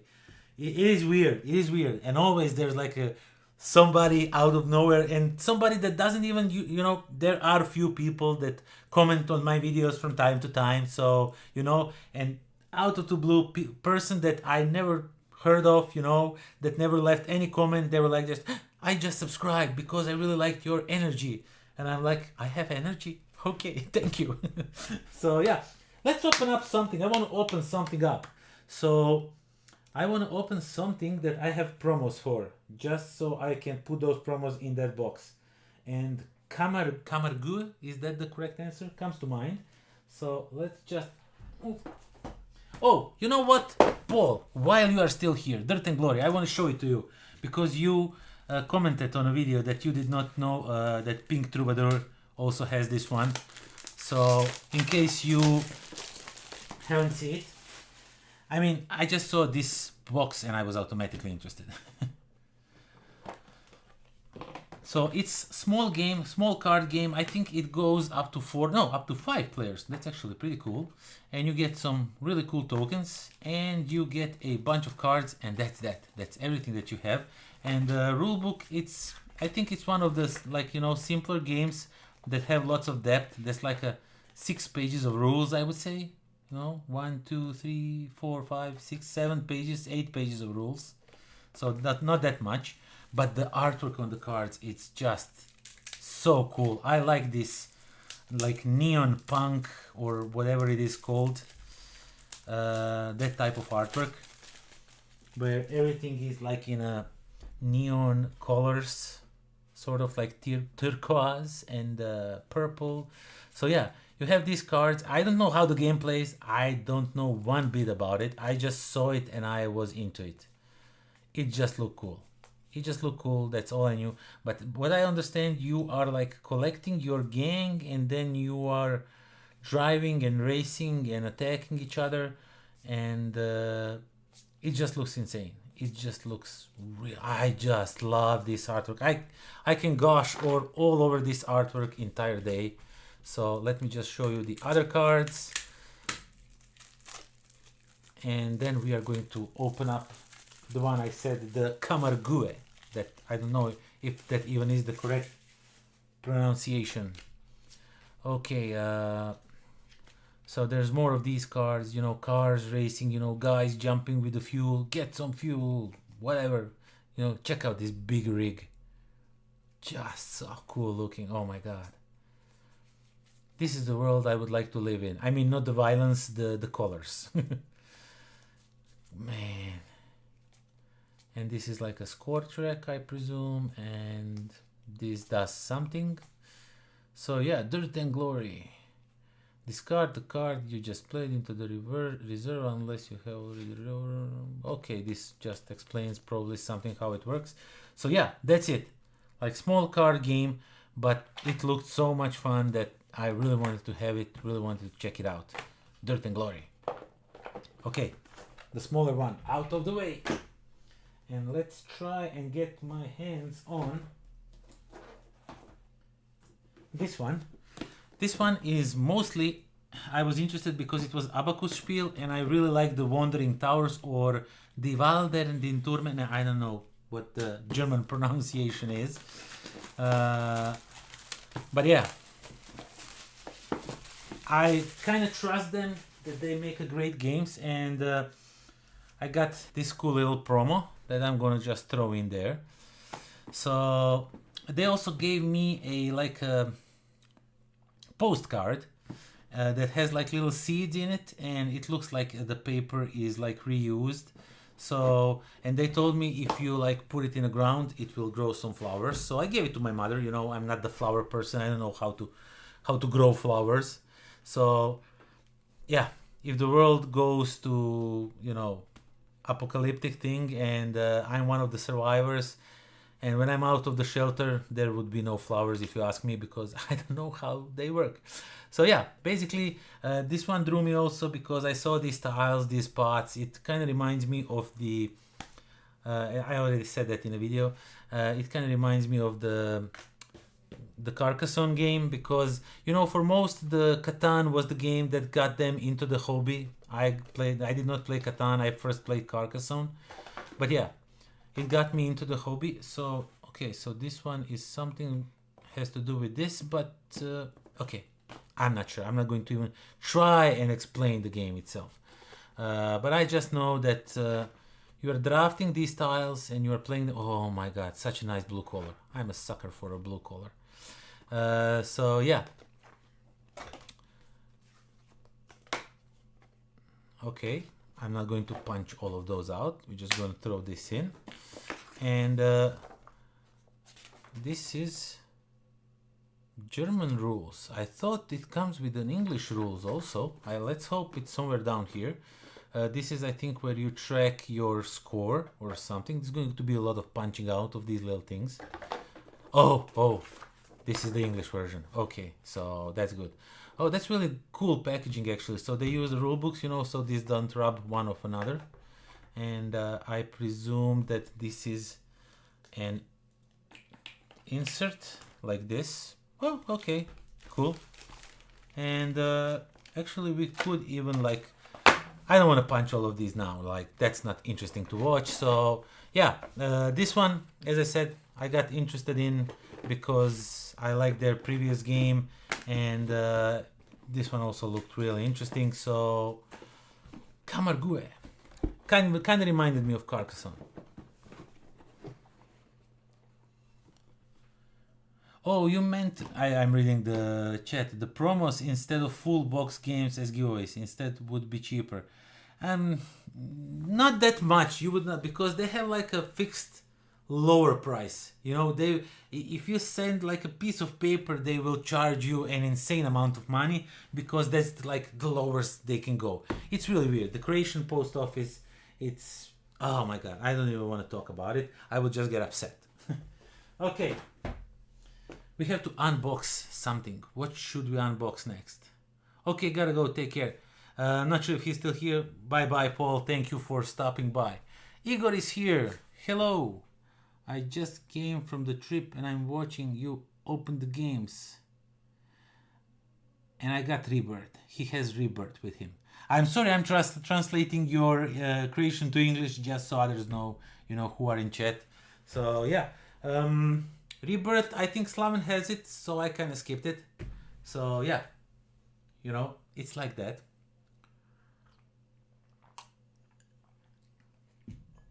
So what? Oh, I know what I wanna, because nobody ordered anything. I will unbox something that I want to check out, and that is new Unmatched set. So yeah, you know how I am about, because of the Unmatched, I create an entire different channel just so I can paint miniatures over there. So I don't like bother you here who are not interested in miniatures. So I don't bother you with an insane amount of painting videos. And yeah, so I did it on a second channel. But Unmatched for me is like a must-have. The problem with the Unmatched is that right now there's a Kickstarter going on, and on a Kickstarter there's Teenage Mutant Ninja Turtles unmatched version, and it's so expensive. It's 200 euros for everything, and I really want to have everything, you know, because Teenage Mutant Ninja Turtles was my childhood growing up. That and Transformers. Those two cartoons really mold me into who I am today, I would say. So yeah, and if you are wondering, I'm Michelangelo. You know, what's your favorite? Nobody. I mean, that's somebody. I saw that comment somewhere. When you get older, nobody asks you what's your favorite Ninja Turtle. I mean, it was like Fairy Dinosaur, but I just changed it for the purpose of this story. Nobody asks you what is your favorite Ninja Turtle, and that's sad. That's sad. That's not the world we should live in. So yeah, I'm Michelangelo. If you want to know. Yeah, we had a little slight problem because there was like five of the guys in a group when we were kids, and we watched like Ninja Turtles all day, every day, and there was like a huge problem, you know, because there's 4 Ninja Turtles and there's only there's 5 of us and there's only 4 Ninja Turtles, and nobody wanted to be the Splinter or the Shredder, you know, we all wanted to be the Ninja Turtles, so we had 2 Donatellos and we got okay with it. So yeah. Yep, I got Rebirth same as Patrick with Nera, already played it as well. Good game. Daniel says he was Donatello. Yeah, you would be a 3rd Donatello if you were growing up with me. So yeah, Slings and Arrows, a new unmatched set. There's a few more coming. The Witcher sets are coming.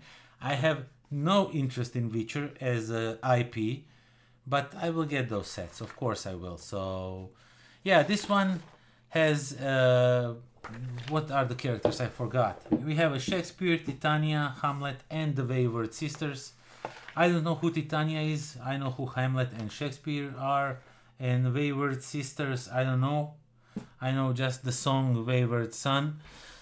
So yeah, I'm not very familiar with it. I guess it says over here a little bit about them. Okay, let's educate myself and some of you who don't know who those people are.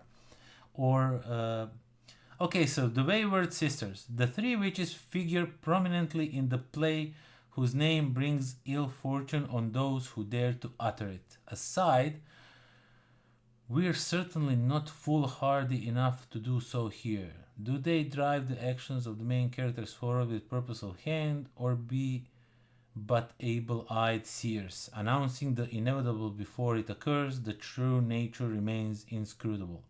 I didn't learn much from this. Okay, Hamlet, the doomed prince, Titania, the fairy queen. A queen of the fairies from Shakespeare's whimsical A Midsummer Night's Dream. I must be honest, I did not heard about it yet.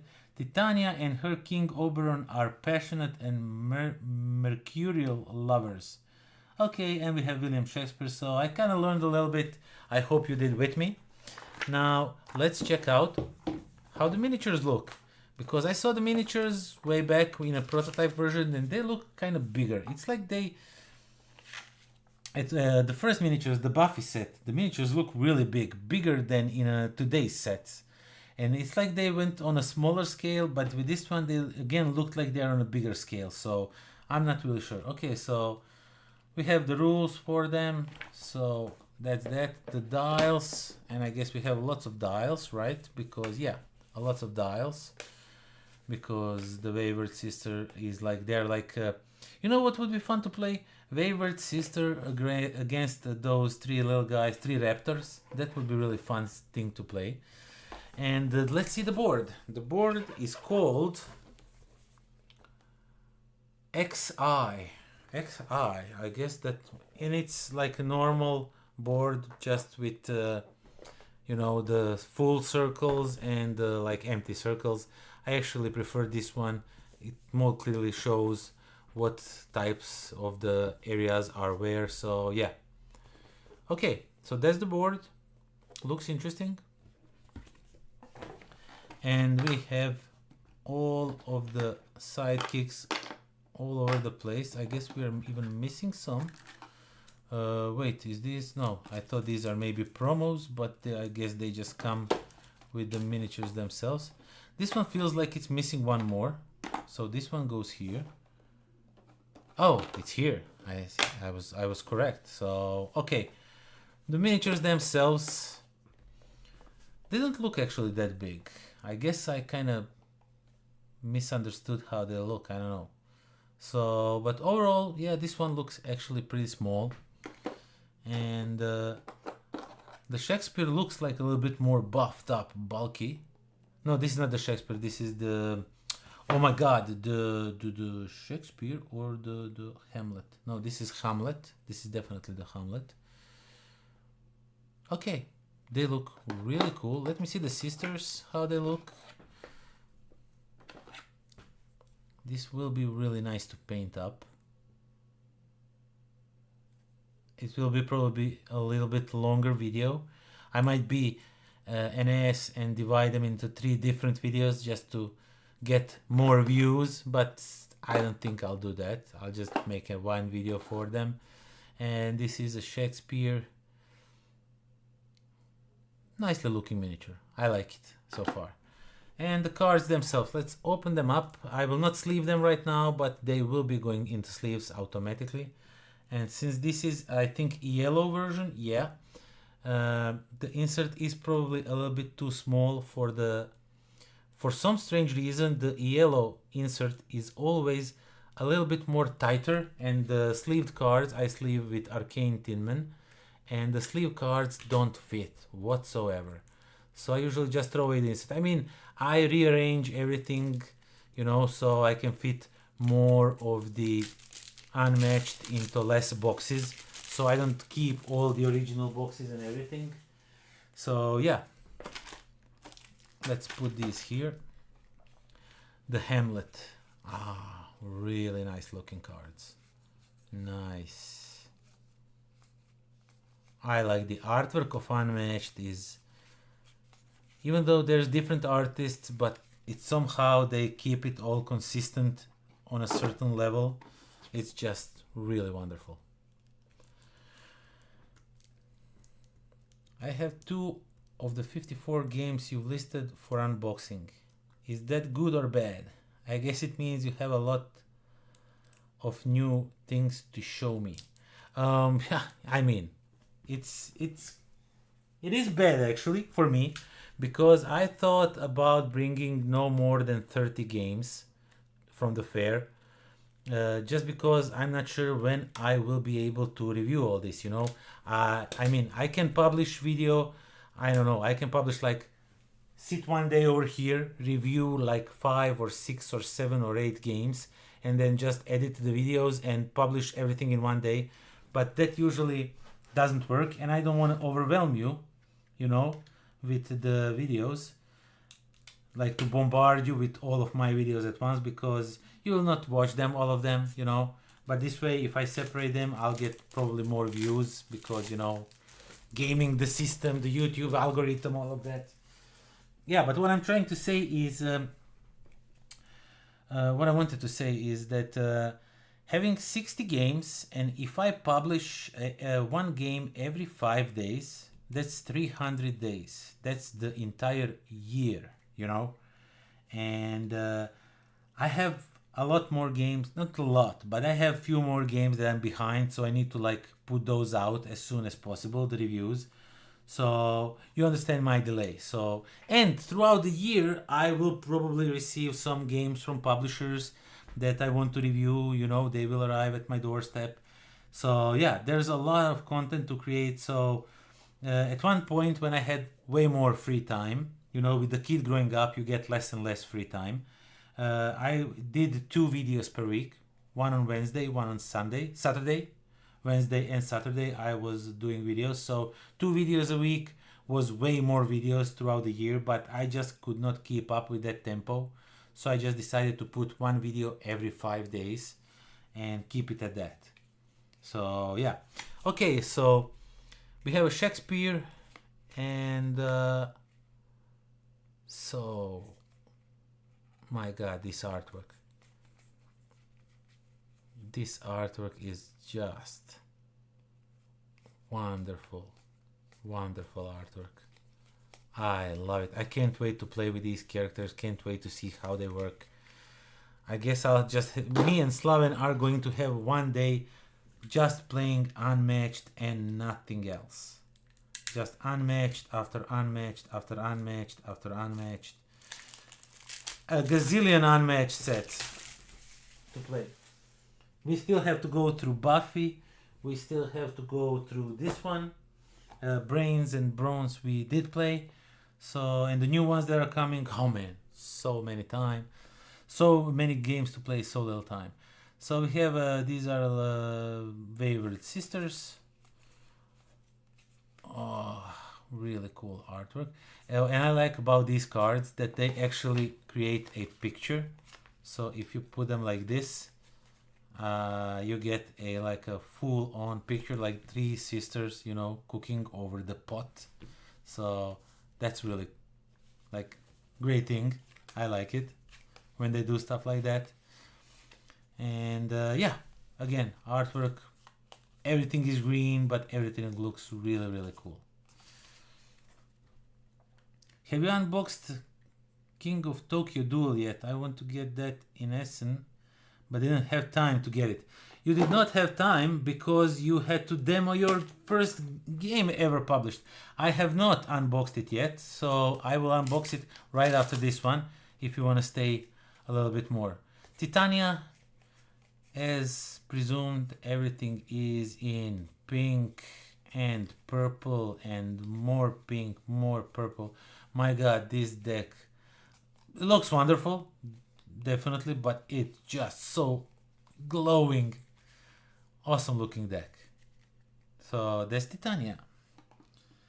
And that is unmatched. And yeah, we are going to play this one. Let me just quickly also unbox these cards just so I can put them as in a box. Yeah, these are some like abilities, or I don't know, they somehow interact with Titania, so I'll just presume that. And let's put this here, this thing here.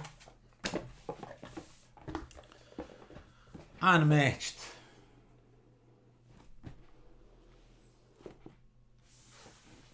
Okay, oh my god. So that one is off. What did you want me to unbox? King of Tokyo Duel. King of Tokyo Duel. I hope you did not left. You are still here. But if not, you will find it later, so you can check it out. Okay. King of Tokyo Duel, as its name says, is King of Tokyo for 2 players. And over here there is a city, but this game is actually like a tug of war. And I like that it presented like a comic, you know, so it's like a 10 cents for a comic, you know. The time for the final duel is now, first edition, stuff like that. So I don't believe it's rule heavy. So as you can see, there's lots of pictures, not that many text, and explains you each of the monsters and how it works with their special abilities and whatnot. So you get a bunch of stickers that I'm not sure are these for the game, or are these just for, you know, me to sticker over somewhere. Okay, so you get these things, which these are really cool. These can kind of shorten your trek or expand your trek when you are fighting the tug of war, as I just said. Yes, great, thank you. No, you don't need to thank me, man. David says, any cheaper to cross a border and then mail from there? Not that much. I think anything that you send from Europe to US is going to cost you. But as I said, I'm gonna live with it. I just have to like first budget properly for everything, and then the giveaways are incoming. Okay, so in this game, basically, you have the tug of war. You will have 2 tokens here, and you will try to get them onto your side as much as possible. And these things over here are really cool, because if you put this, for example, I don't know, like this, now you go from this place to this place automatically to this one. You kind of skip this place up because you covered it up, you know. So you can shorten your way, sort of. But there's also another version of it where you get an extra space. So for example, if these things is put in on a board like I don't know, like this. No, wait, how do I put it? Do I put it or like this maybe? How do you put this on a board? I'm not really sure. Either way, you have to put it like so, and then you have like an extra space. No, this is like just a normal space. So I guess it goes something like this, and then you need to like go through all these spaces before you go there. Either way, you can like prolong other players how much they need to play, or you can like shorten your route sort of things. So looks great, definitely looks great. Check out the monsters, the cards. It looks like an old, as I said, comic book. So these are the monsters. I think this is like so far the best artwork from any of the King of Tokyo games. I just like the artwork. The Cyber Kitty. I really like the Cyber Kitty when I was playing the game. And you got some dials. And this is for your health, of course. And the dice are really looking cool. And if you look behind me over here, you will see a yellow King of Tokyo dice. Those are rare. Not many people have those. At least I think they are not available.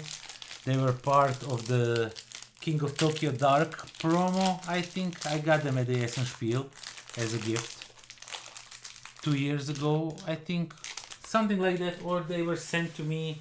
I'm not really sure right now. So yeah, the dice still big chunky, but now they have these like pink and this like white coffee milky color. This is not white, this is more like a dirt white. So yeah, and they roll really nicely. The symbols are very much familiar. Some of them are different, like for example this one you probably didn't saw so far. The stars are for this, and this one, the other symbol like broken building, is for this one. And you also get two cute little buildings, the star one and the broken building one, and they will go on these spaces, and then it's a tug of war who will bring anything where. So if you're playing like a blue if you're playing as a blue player, you want either bring this one to yourself to win, if I'm not mistaken, or bring the red one to yourself to defeat the opponent, you know, if you are blue playing against the red. So I think that's the main goal of the game, but don't hold me to it. As I said, I just heard a little bit brief about the game, and I was asked, do you want to review it? I was like, heck yeah, it's King of Tokyo. I mean, you know, it's King of Tokyo. It's game that I played. Like when I just started board games, that was one of the games, you know, that we played like a lot. So yeah, I don't own it anymore, unfortunately, you know, because I just played it so much that, and the room is very limited, so I had to get rid of it. But definitely a game to own if you don't own it. And these are the cards. As I said, the artwork, really great artwork. I think these are the cards actually for each of the characters. These are like their special cards, maybe the cards they start with. I'm not sure. I have to read the rules. There's, from time to time I see icons. I don't know, so I don't know how those work, but yeah. Extra head and all that is here. So yeah. Lots of great cards, lots of artwork in this game is just crazy phenomenal. Okay, so that was King of Tokyo Duel, and can't wait to play it and tell you what I think about it. So this one goes here, and then I think this goes here, and I can actually punch these out, so this will not take too much time, so I'm gonna do it. I'm just gonna punch it all out, throw it in here. Probably this thing goes over here, and then these things go over here. Just, you know, so I can go on to the next one, but so these are all just abilities and stuff that you can do to mess up with other player or to help yourself up. I presume, haven't played it yet, so I don't know.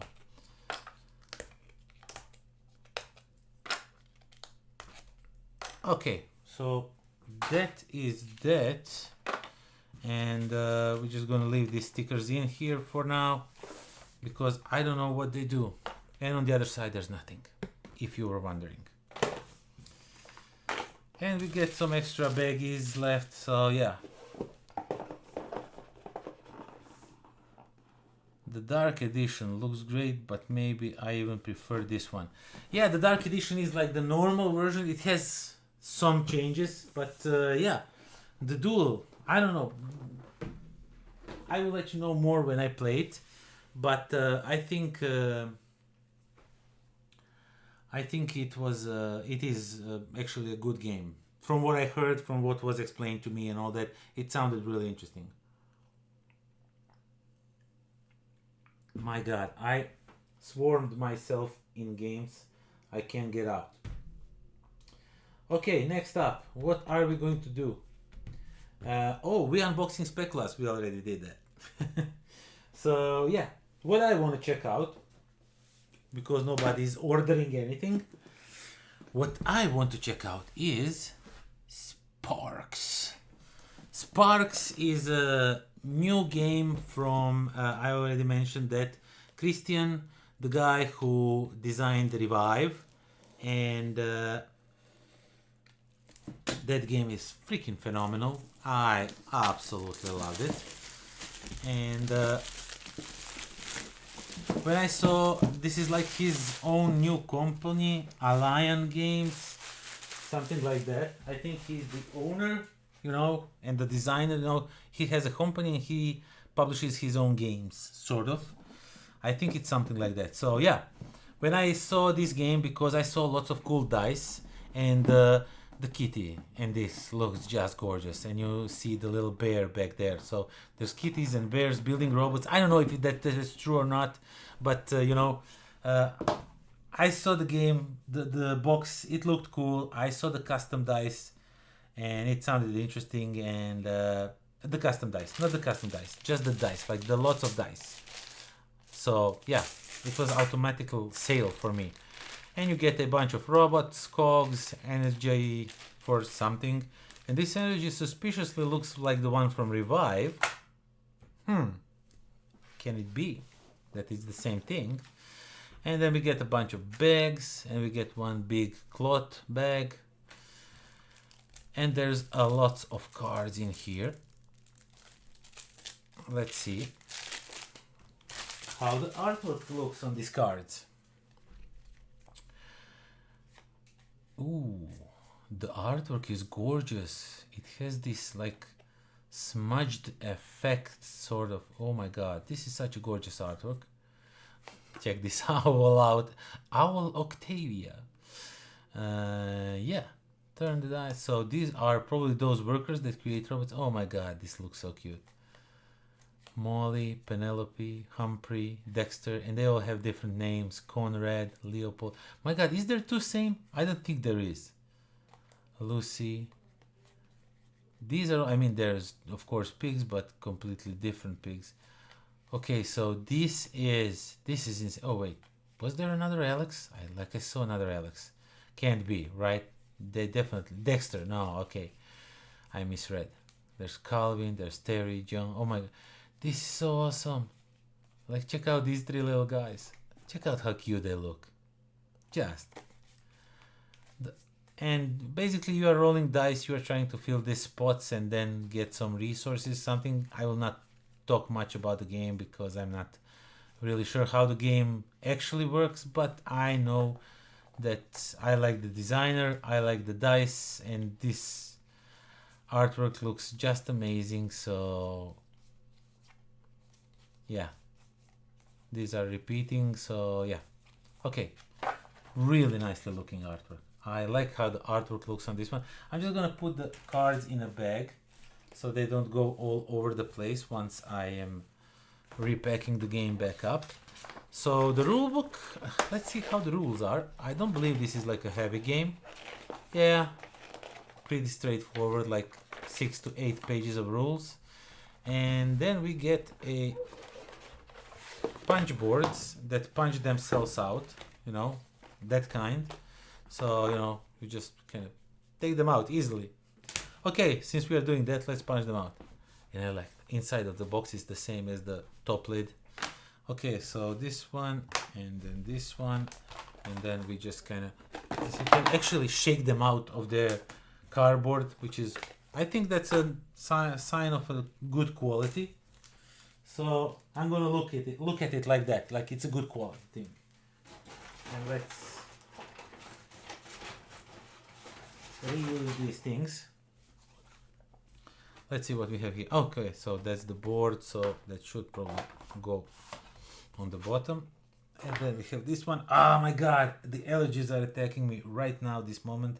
So I might be violently sneezing. Don't be afraid. So yeah, we have this board, the punch board. I will not punch all of those out right now. As I said, we're gonna open everything up. That's the goal of this live stream. And to celebrate, you know, I don't have anything special prepared. Maybe I should have, maybe for next year. I always say that, never does happen. But more than few friends expressed their willingness to collaborate with me on this channel, you know, to show up, do something, make some content. So I am thinking about that. I'm not sure when I will be able to do it, but when I am going to be able, I will do it. Okay, next up. Nobody's ordering anything, so one thing that I completely did not know that I will get on the Essen is the miniatures for the Voidfall. The Voidfall is such a phenomenal game. It's insane how great it is. Wait, let me just check really something out, because it kind of looked that the stream is bugging. It's not, it says excellent connection, so okay, let's keep it like that. Let's keep the excellent connection. And yeah, oh, I have some settings open. Let's close them up. Okay. Yeah, as I was saying, the Voidfall. As I was talking with the publisher about their new game coming up that's in a world of Voidfall and all that, and as he mentioned Voidfall and the miniatures and all that, I was like, oh, I don't have the miniatures, but it's fine, you know. And he was like, you don't have them? Here's the box. Do something with it, you know, if you want to. And I was like, okay, so now you are pushing me to create like painting videos for these ships. And I kind of vaguely promised that I will do painting videos for Voidfall ships. Now, I don't know how many ships is in here, but I hope there's not a lot, because then I put myself in a lot of trouble. Okay, let's see what we have here. So what we have here, I see lots of bases. Oh, this is really all nicely packed. Okay, so, and it's tightly packed.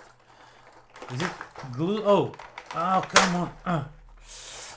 I almost cut myself. There is some like scotch tape. Is that the English word? Scotch tape on it here. Okay, so we can now open it like this. Okay, so we have these. Oh, they look really cool.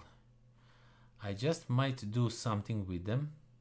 Maybe not like paint them, you know, like faces and all of that, but maybe something, you know, to give them a little bit of glow up. And we get, oh, this is nice. We also get these. I thought that this is only ships, but this is actually lots of things. So these things are usually just like tokens on the board, these little fires, so you can go over them. And now I can use them as like a 3D things. So that's actually pretty cool. Oh my god, this is packing a way more stuff than I thought it is. As I said, I thought these were just miniatures. I'm gonna just throw them in here like this. There's really no need for them to be in the bag, in the insert, under the lid. Okay, so these are just the pins for the ships. So I guess these will have to be assembled and disassembled each time. So, but the pins look like they're really like thick, and I guess if few of them even broke maybe by accident, that should not be a problem. There's like a lot. I think there's even more bases here than actually needed. Okay, let's check out the ships, how they look. So that is that. Let's see what we have in here before we go to these main ships. Oh, I still have to cut it open somewhere. Let's cut it on just one side, so that way it's glued on the other side and it just kind of stays with it, which is way cooler. Looks great. Oh yeah, I have to run. Talk to you later. Sure thing, my friend. You go away. Okay, so let's see what we have here. Oh, these are the bad guys ships, if I'm not mistaken, because they have these little angry things on them. So I guess that's the guys that are attacking you. Yeah, now you see, spraying over them and then repainting it would be like a shame, but I'll guess I'll have to do it.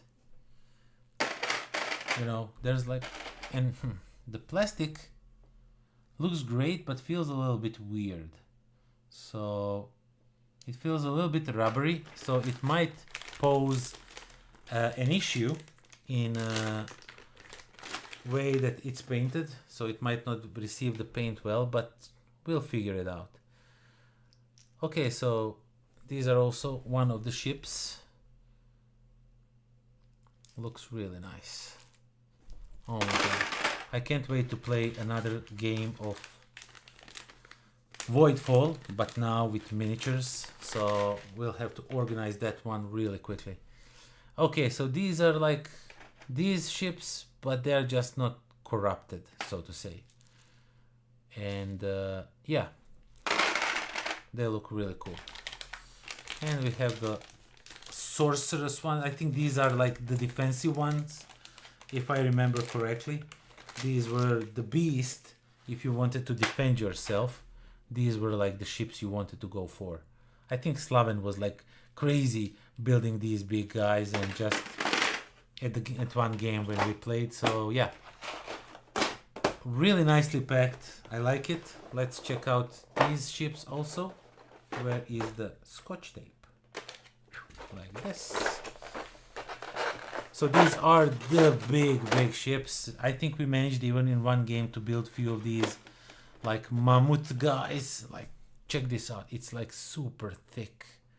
It's insane how big this ship is. So yeah, I guess I could do some like normal dry brush work, you know, and just paint few of things here and there just to like give accent color to them a little bit, and do nothing else much out of that. So it would be like fairly easy paint job.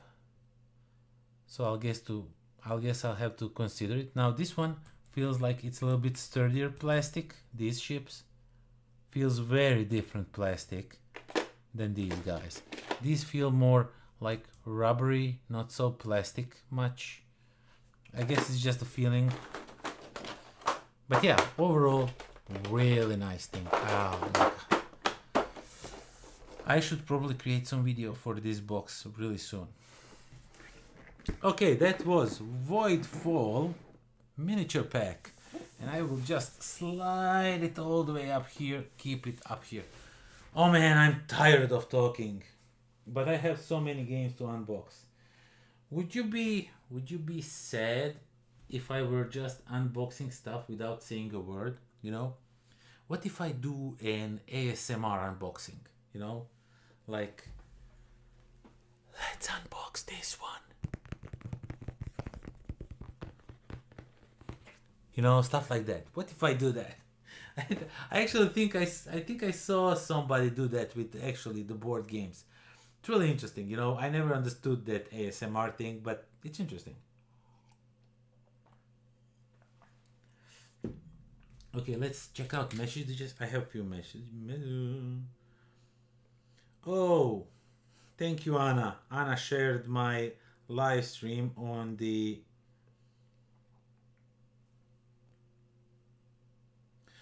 she shared my live stream in my board game, in our board game group here in Osijek. So thank you very much for that. And how I would rate, and then this, and then this. Oh, I know what I want to unbox. I saw something that triggered another thought, then another thought, and another thought in like few seconds.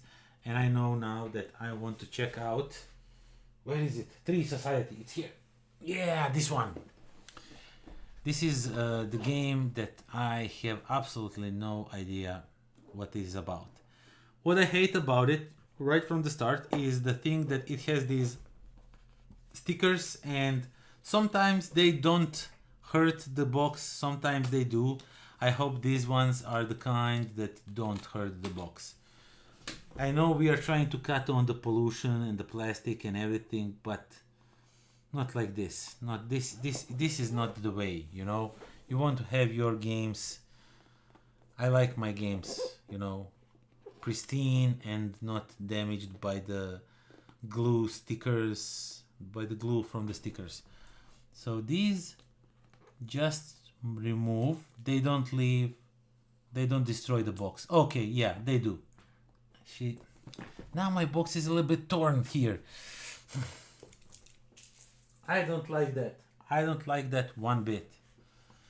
Okay, so luckily for me it's a white area, so it doesn't show, but for this part over here, I guess I have to be like really slow and really methodical, because I really don't want to mess it up.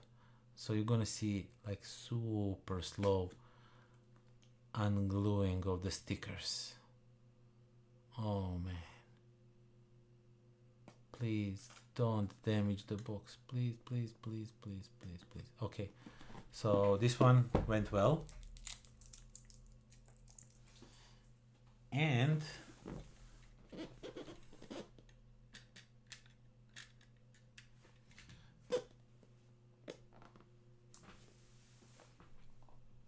let's see how this one will go. The last one on this part of the box kind of torn a little bit of the paper from the box. So I guess I was too hasty with ungluing it.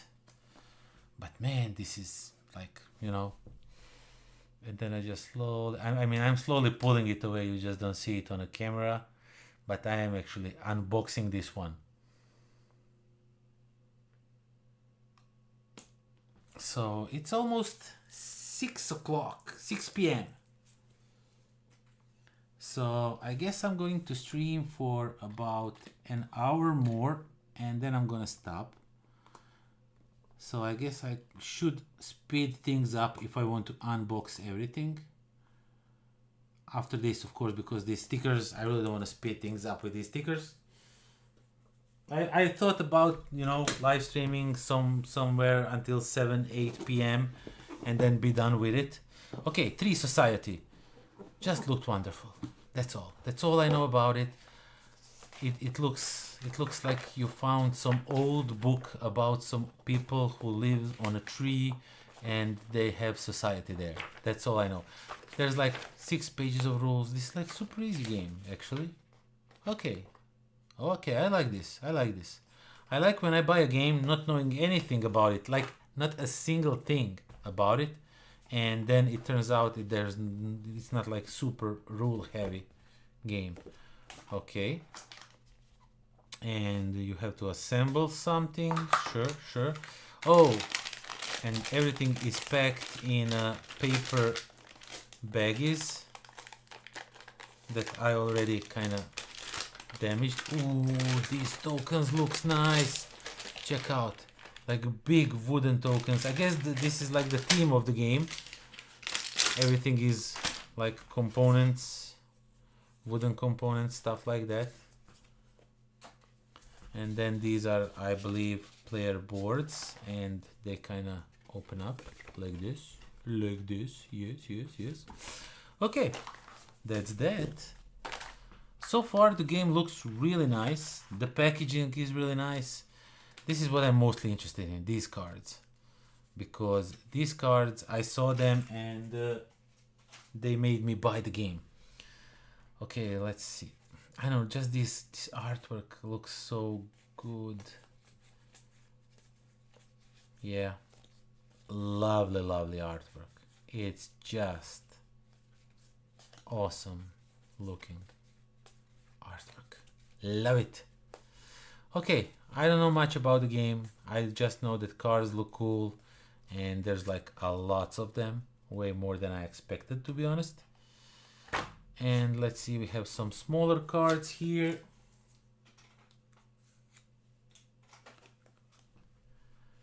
Yeah, you are probably picking some fruits. I don't know, there's grapes, there's apples, blueberries, more grapes, more oranges, cherries, apples, blueberries, and then again more of the same. There's some like specialty going on down here. I don't really know what this game is about. That's insane. I never did, I think. I mean, I did board games just because I saw something pretty, but usually I always like make at least a little bit of, you know, exploration, what the game is about, and see if I would really like it or not. But this one, as I said, I was just standing in line for too long to think too much about it. It was really like an impulse buy. And over here we have some of the trees that look really cool, and these, and there's some, I don't know what this is. It says LDPE recyclable. Oh, so yeah, that everything is probably recyclable in this game. Interesting. Okay, looks really cute. Can't wait to read the rules because I saw that there's no that many rules in this game, and check it out and play it out actually. Okay, so I already see a problem. If I keep this bag with these tokens, they will hurt everything else, so I'm just gonna like pour them all like so and recycle, as they said that this is recyclable. Let's recycle it like that, and then let's move these cards here. Let's throw these in. So we recycle that, and then we put this here, and then we put this thing here, this thing on top of it. Tree Society, really cool looking game. Got a little bit of damage in the transport, but other than that, fine. Okay, what shall we check out next? Lord of the Rings, Duel for Middle Earth. One game to rule them all. This is what I was actually buying, and then I bought the Tree Society. So I like Seven Wonders Duel. I think it's one of the best two-player games I ever played, because the back and forth between players over there and interaction between players over there is just awesome. So this one, I really like the Lord of the Rings team. I'm not like a huge fan, you know, I'm not like a die-hard fan. I don't know much about, except that I watched the movies once, to be honest, and really like them. But I know that I like the Lord of the Rings, you know, and when they made a game in a style of the Seven Wonders Duel, of course, I want to check it out. So, do you want to know more? We can throw these away. So, yeah, you get some punch boards, you get some cards. I guess this is like a spiritual successor. There are some changes, as I heard. It's not like just a reprint with, you know, the Lord of the Rings team. There is some differences, but I think that the essence is still the same, you know, with how you play the cards and everything. But it looks like there's much more. Yeah, this principle is the same, but there's also like a board that you are probably doing stuff on. So yeah, like this board over here, as I said, you are doing something here. So, oh man, oh, check this out. This looks so cool. So you put this here and you probably, yeah, slide it around. So, you know, you win if you come here or something like that. I don't know. I have to play the game to be sure. But yeah, you get some really nice components, cute little guys with spears. So these are like elves and these are the orcs. And I presume that they just go into this compartment over here. I'm not going to do that right now. I'm just going to check out how everything looks and try to unbox everything in the next hour. The artwork, I heard from a person that was, I'm not going to name her, that was going on a trip with us in Essen, that she did not like the artwork on this game, and I'm not sure what she's talking about. I guess because these don't look like the Elia woods, and I don't know. The artwork is really cool. I like the artwork very much. Yeah, definitely like the artwork. Definitely nice. Nice looking, gorgeous, gorgeous artwork. I mean, it's Gandalf. You know, what's not to like? Okay, so yeah, looks really interesting. Can't wait to play this one out. I brought a lot of two-player games with me actually. It's just a coincidence. And they also have this one, in this one, that says, you know, you can recycle this stuff and all that. So let's take it out and let's recycle this thing. So you get some fortresses that you will be probably putting here on the board, trying to win that way. I guess that's one of the ways to win, but the insert is also made out of cardboard, which is weird, but I guess their theme was like, you know, save the nature, put the recyclable things inside, you know, stuff like that. The one thing that I kind of don't like, that I'm looking right now, is that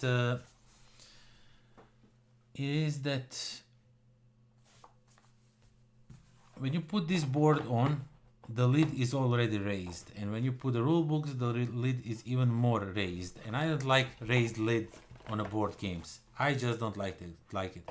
I do stack my games vertically, so it doesn't matter that much, but I just like when the game sits, you know, flush with the board. Now it's raised because of all the punch boards and everything, but yeah, even when I put everything in a correct order, it will still be like that. So I kind of don't like that. Okay, let's see, what are we going to unbox next? Let's check out one of the big boys, because I have some promos here that I need to throw in. THORGAL. There is a comic book that I'm not familiar with. I just saw some cool miniatures. I saw it's like a storytelling, and it didn't look like it's convoluted big storytelling game. I'm more of like a leisure guy when it's to storytelling, you know. If you talk too much to me, I kind of zone out. So it's weird, you know, because sometimes you need to like listen to the rules for an hour straight. So it is what it is. But yeah, THORGAL, it's about the comic book. A friend of mine told me about that.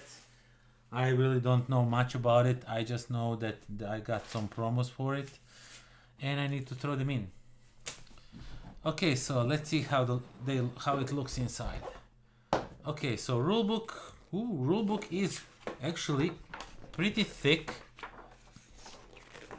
Oh my god, check out all the components. So this is like, I think, okay, so this is like a key concept, so these are still not the rules, so that's fine.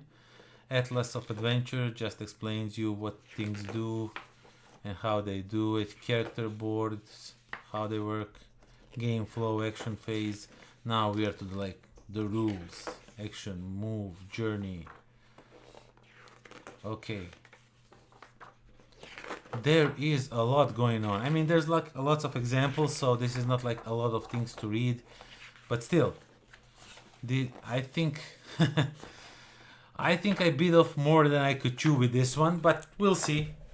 It would not be a first time that I saw a game that looked really intimidating, and once you go through the rules, you actually realize that like it's super easy game, you know. So what we have here, oh, this just explains where everything is and how everything is sorted. And this one says the 4 empty slots in the plastic insert are intended for miniatures not included in this retail version of the game. What? What?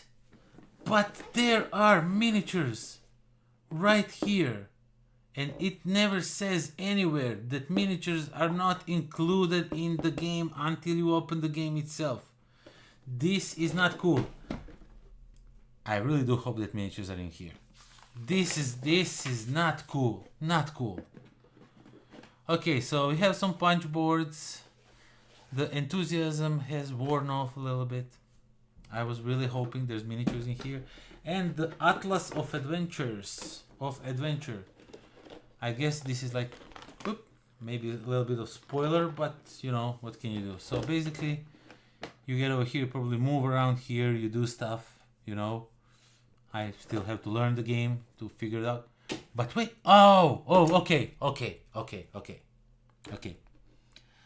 The world is in perfect order again. So I guess this thing says intended for miniatures not included in this retail version of the game. So these miniatures that go over here are probably the miniatures from the promotional set. I'm not really sure now what's going on, but there are miniatures in here. So I apologize. I overreacted. Okay, so player boards, how to win, how to lose, I guess. Yeah, okay. Book of Tales. So let's see how I will just skim through it like a little bit. Okay, as I can see, there's like no big talks, like it's you just read few things and then you kind of act up on it. So it looks interesting. Okay, let's check out the miniatures. Oh man, I thought there was no miniatures in here. I was like, hell no, give me the miniatures, man. Okay. Looks cool, looks interesting. I like there is like the bases are not just flat, you know, there's like stones and everything, so there's something to work with, which is always cool when they do that. And yeah, each of them have a little bit different one. But overall, the details, let me just check it out. Yeah, the details are really nice. You can actually see the beard on this guy. So that's really cool. And we have like this little boy with the X. And then this lady with the whip. Okay, cool. There are miniatures in here. The world is in perfect balance. Bob Rock is back again. Welcome back, Bob Rock. Okay, so what we else have here? Some of these things to mark something, and then we get a bunch of contents here, bunch of the components, lots of silica gel that we are going to keep for I don't know what. I have like one box where I throw just silica gel, nothing else. I guess I can put them around the house, you know, in different corners just to soak up the moisture. Okay, so and we got these chips, and they are really, what's with the portal and the chips recently? They put some in the Imperial Miners and they put also some in this game. So yeah, they're really nice, hefty chips. We get some really cool dice with some different faces on them that do something, because this is like a polyomino game also. This was also one of the reasons why I took it. Immediately when I see polyominoes, I'm automatically like, my brain switches off and I'm like, tell me more about the game, you know. Okay, so we get the player boards and those polyominoes go over here. You do something with them. Oh, and these like separate. Oh, I thought I broke it or something, but they actually kind of separate for some reason. Not sure for what. Doesn't look like it matters which one goes where, but still. Okay, I guess I'll have to learn why is it like that when I play the game. Maybe there's like some of those stickers so you can sticker them up, doesn't matter. Okay, let's check out some cards, and yeah, I have some promo cards, so let's check out some cards and see, just to show you how they look. Bob, do you want me to unbox something? I'm taking orders, nobody's ordering. Yeah, this looks like a comic book artwork. Actually pretty nice artwork, I like it. Yeah, really nice looking cards. And I'll presume that these cards over here probably go with those cards because these are the only small cards that I have. So, and they're like the green back with no rules on them or anything. I don't see any green cards here or the explanation how they work. Or okay, I'm a little bit confused because this one just has like these QR code on it, nothing else. So I'm a little bit confused. What do these cards do? After resolving the collect action, join the ball. I'm not sure how to use these because they don't fit anywhere. Not the artwork, not the color of it doesn't fit with anything that I have in this box. Am I missing something? Okay, when the time comes, I will explore it. Let's check out what we have here. I guess we'll go on. Maybe it's in a rulebook explained, you know, but then it would be like, because as I said, this is a retail version of the game. There was some cool version with more miniatures, like here. I saw it. I was thinking about buying it, but like, you know, I didn't even play the base game. Do I really like the game itself? You know. Ooh. The artwork looks really nice. It's like comic book style art. Really interesting. Like it. Okay, so these cards do something. Not sure what. Okay, so that's that. Let's check out some more cards. Unpack them and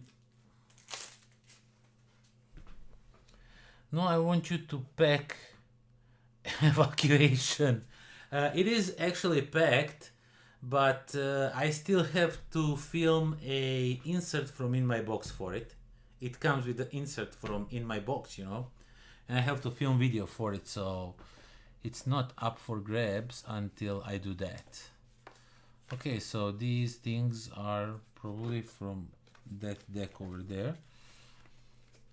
Yeah. Okay, so oh, these are when you take them, you do something with the tiles. You probably slide this card in the. I think it kind of matches. I think you have to like bring this up. Yeah, I think it works like this. You kind of put the card in here, maybe somehow, something like that.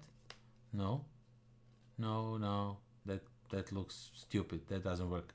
I thought I figured out something, but no, I didn't. Okay, I'll figure out once I read through the game and know all the rules. So that goes over here. Maybe I should have been unpacking stuff over here now so you can see it. That's the point of this video.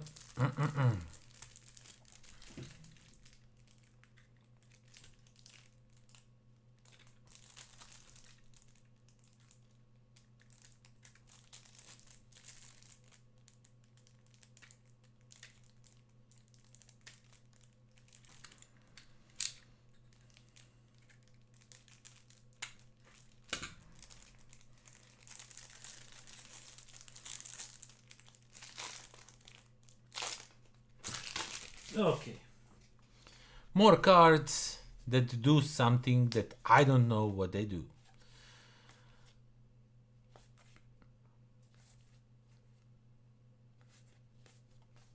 More cool cards. That's all I can tell. Okay, let's put them in there. And the last batch of cards, and then we can just throw everything back inside and go to the next game.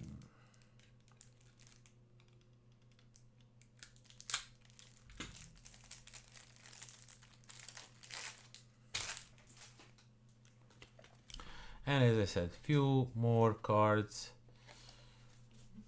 Really nice artwork, even though there's not a lot of artwork on the cards themselves, but still.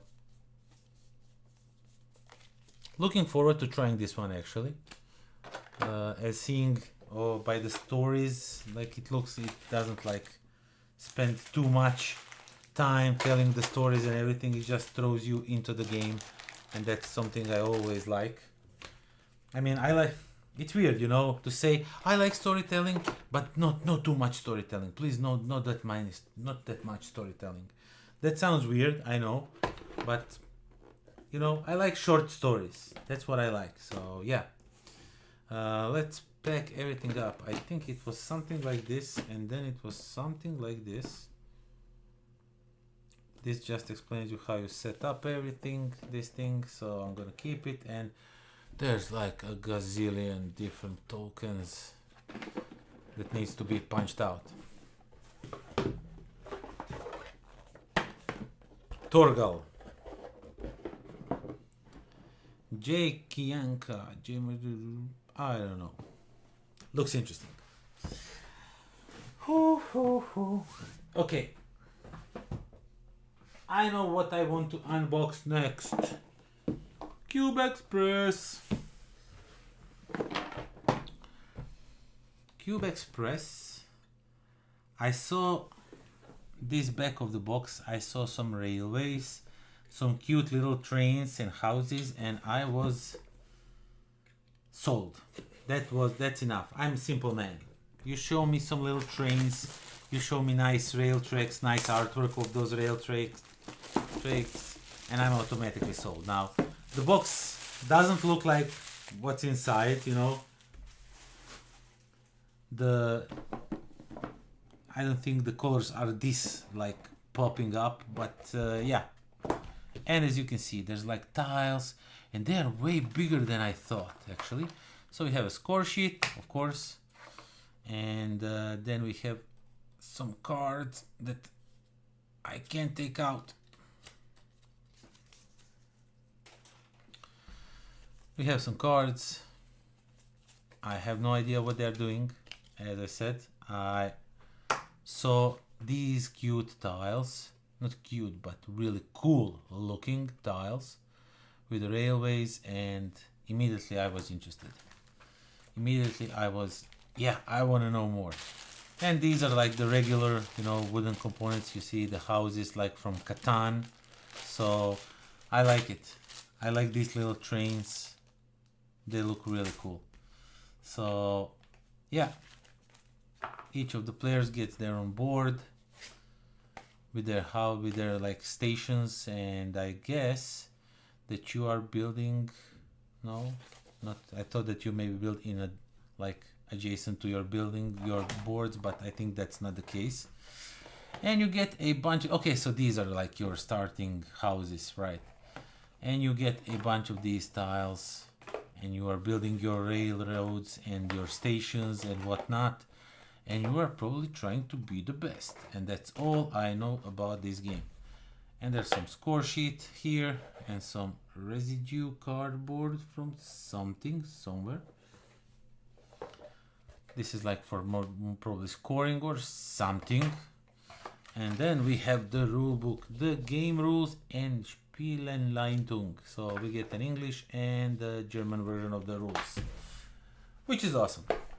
And I think I can punch this one out really quickly, so I'm just going to do it because it's just, you know, tiles, lots of tiles, and there's not like that many small components to punch out, so I'm just going to do it. Even though we are short on time, sort of. We only have 2 more hours of streaming and then I am done.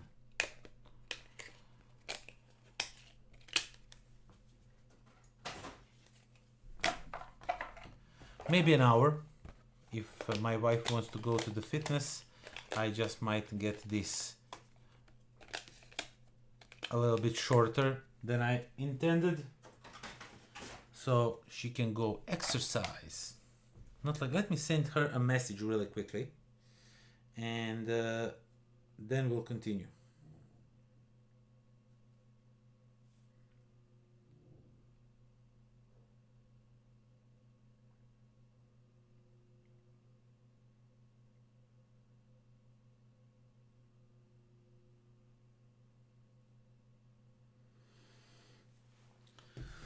the message was sent. If she says that she wants to go to the fitness club, then we are going to end up around 7. If she doesn't want, we're going to end up around 8 p.m. Not a.m., p.m. Okay, 2 more of these to punch out.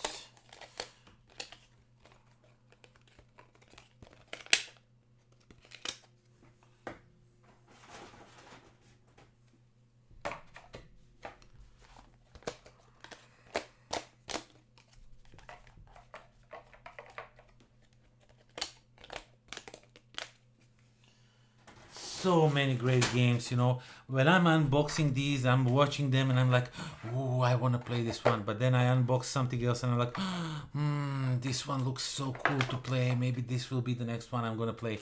I just can't decide, you know, which one should I play next. So it's going to be a tough one. Okay, and why is this one so special and on the side? I'm just going to put it like here. And then I'm just going to punch these things out and throw them in a bag with the cards so they don't go all over the place while they're in a box, and let's hope that is enough. Okay, so we have that everything punched and sorted out, sort of. Let's see. I got the message.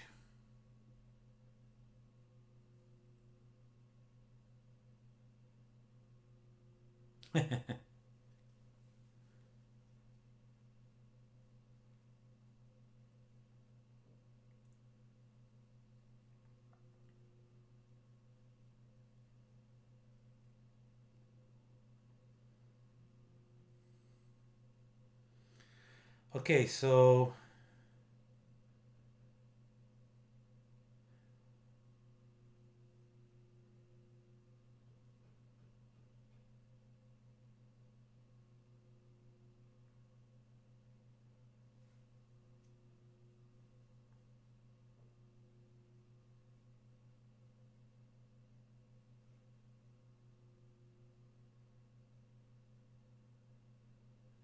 the settlement is the wife wants to go on a fitness, but she says I can finish up in 7:30.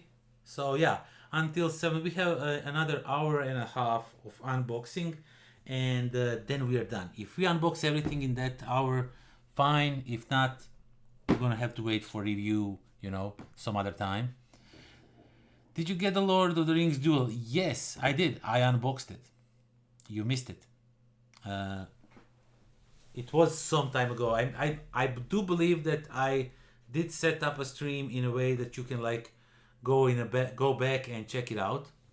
Yeah, I'll go back later. Yeah, you can go back later. So yeah, let's unbox next. Something, you know, let's go with the smaller ones really quickly. Just to check them out, you know, like this, you know. River Trek. I have no clue about it, but I just liked it, and the designer, the publisher told me, sure man, stop by, pick up a copy. I would like to know what you think about it, and I was like, and I will let you know. I'll stop by, I'll pick it up, and I even got a cool badge from them. It's somewhere, not sure where in this mess, but somewhere. It is somewhere. Okay, River Trek. It packs really tight, at least it looks like that. It feels like that. So yeah, you get French, German rules. Let's hope there's an English rules in here. English rules. And we also have a Spanish rules. So I guess I'll probably get rid of these because the box is really tightly packed. But what you get these that stack one on another, and you are going down this river and you are tracking stuff. Yeah, it's like that. You go down, that's why it's called River Trek. Oh, I almost cut myself. They always say you have to cut out away from yourself, you know, and I usually don't do that. Nobody does that. And yeah, this game, you play these cards, you go down this river.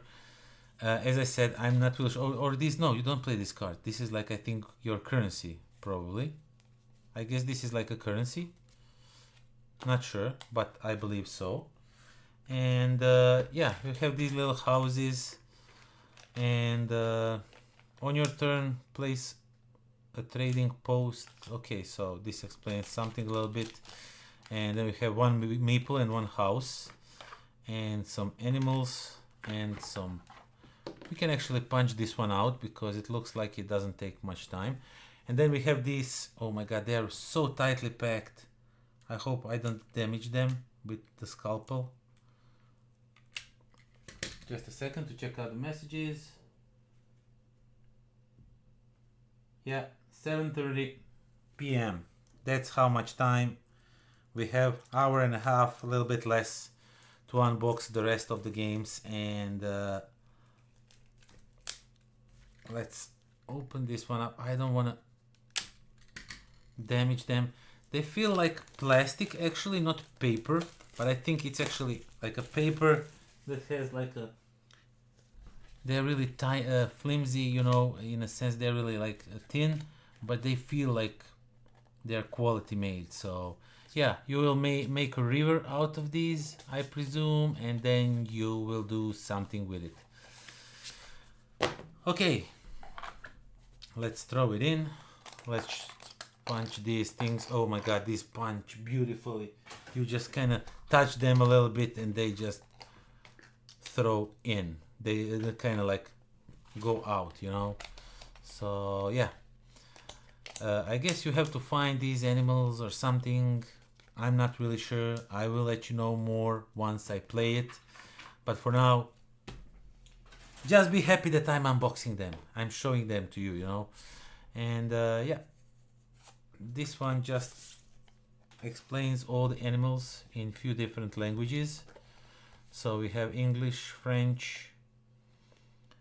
Hold, you may place one more trading post than normal in each space where this one is, so stuff like that.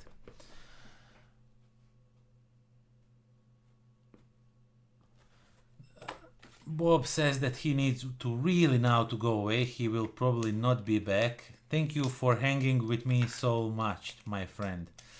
And talk to you later, you know. Actually, I am going to... We were talking a little bit. You know how I said a few friends asked me, you know, they said they want to like collaborate on something. Let's do something together. He's one of those guys. So we are thinking about a top 10 list that we are going to do.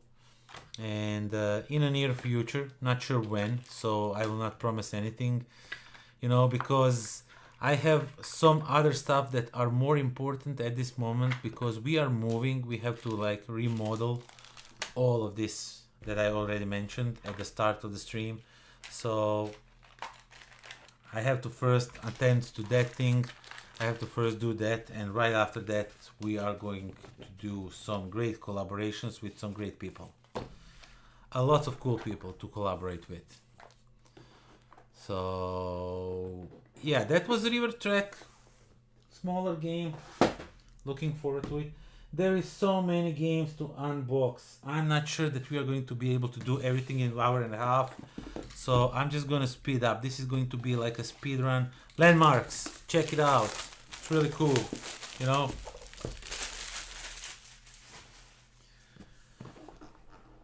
Landmarks is a game where this is like those games where you write stuff, but you are actually writing stuff on these tiles, and you are they give you like this is like actually like a fabric cloth, and you are putting them, this is like a, what's the name, code names. This is like code names meets, I don't know, something feels like that, but basically you can play either on this side or the other side, and you're trying through these cards to make others to put these tiles, these hexagrams, in a certain place by trying to explain them with one word.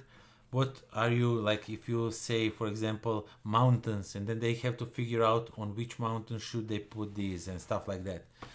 Really interesting game, a little bit different.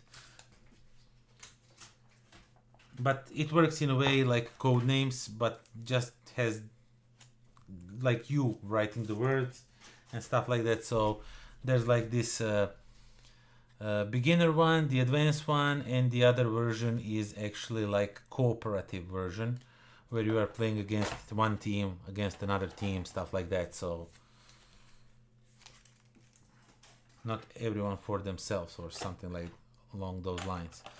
So yeah, that's that. I like that they give you like the cloth, not the board, but the cloth themselves. That's really different. So I'm not going to punch these out right now. As I said, I want to fast track this unboxing so I can show you more games, maybe all of them if possibly. Caution Signs. Caution Signs is a game that reminded me on Why So Clover. Is that the correct name? I think in this one, basically you get two parts of the sign and then you have to draw it. Like for example, as you can see this, flexible cow or smelly baby. And then you need to like make a sign for flexible cow, what it would look like. And you need to draw it. And then all of these are shuffled together and you have to figure out which one goes with which. So as I said, like So Clover, but with the signs and with a little bit of twist on its own.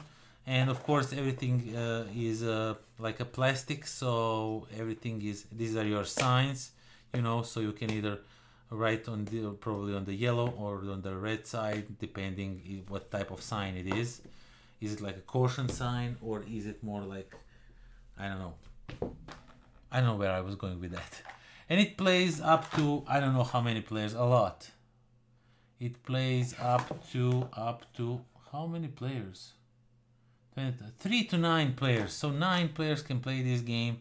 And as you can see, you can have like a happy, cool, whatever it is. And then you have on the other side of the sign, you have lumberjack. So maybe you need to like draw a cool lumberjack. I don't want to open these up now. It will take too much time, but there's like lots of cards in here. Or you can, cool alligator, you know, alligator with the sunglasses maybe. And then these are all shuffled up and you need to figure out which goes with which. So that's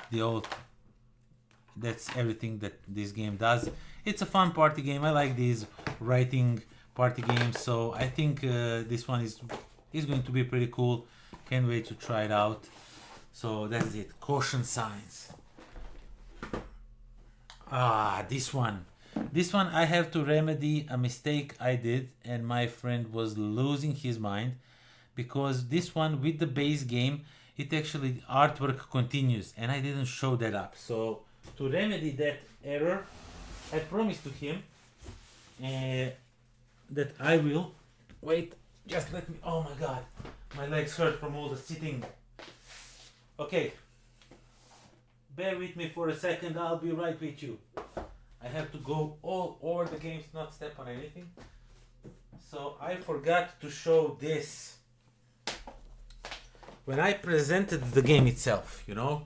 I said, okay, so we have the artifacts, new expansion. When I showed the game and everything, he was like, switch the expansion to the other side. He was going nuts.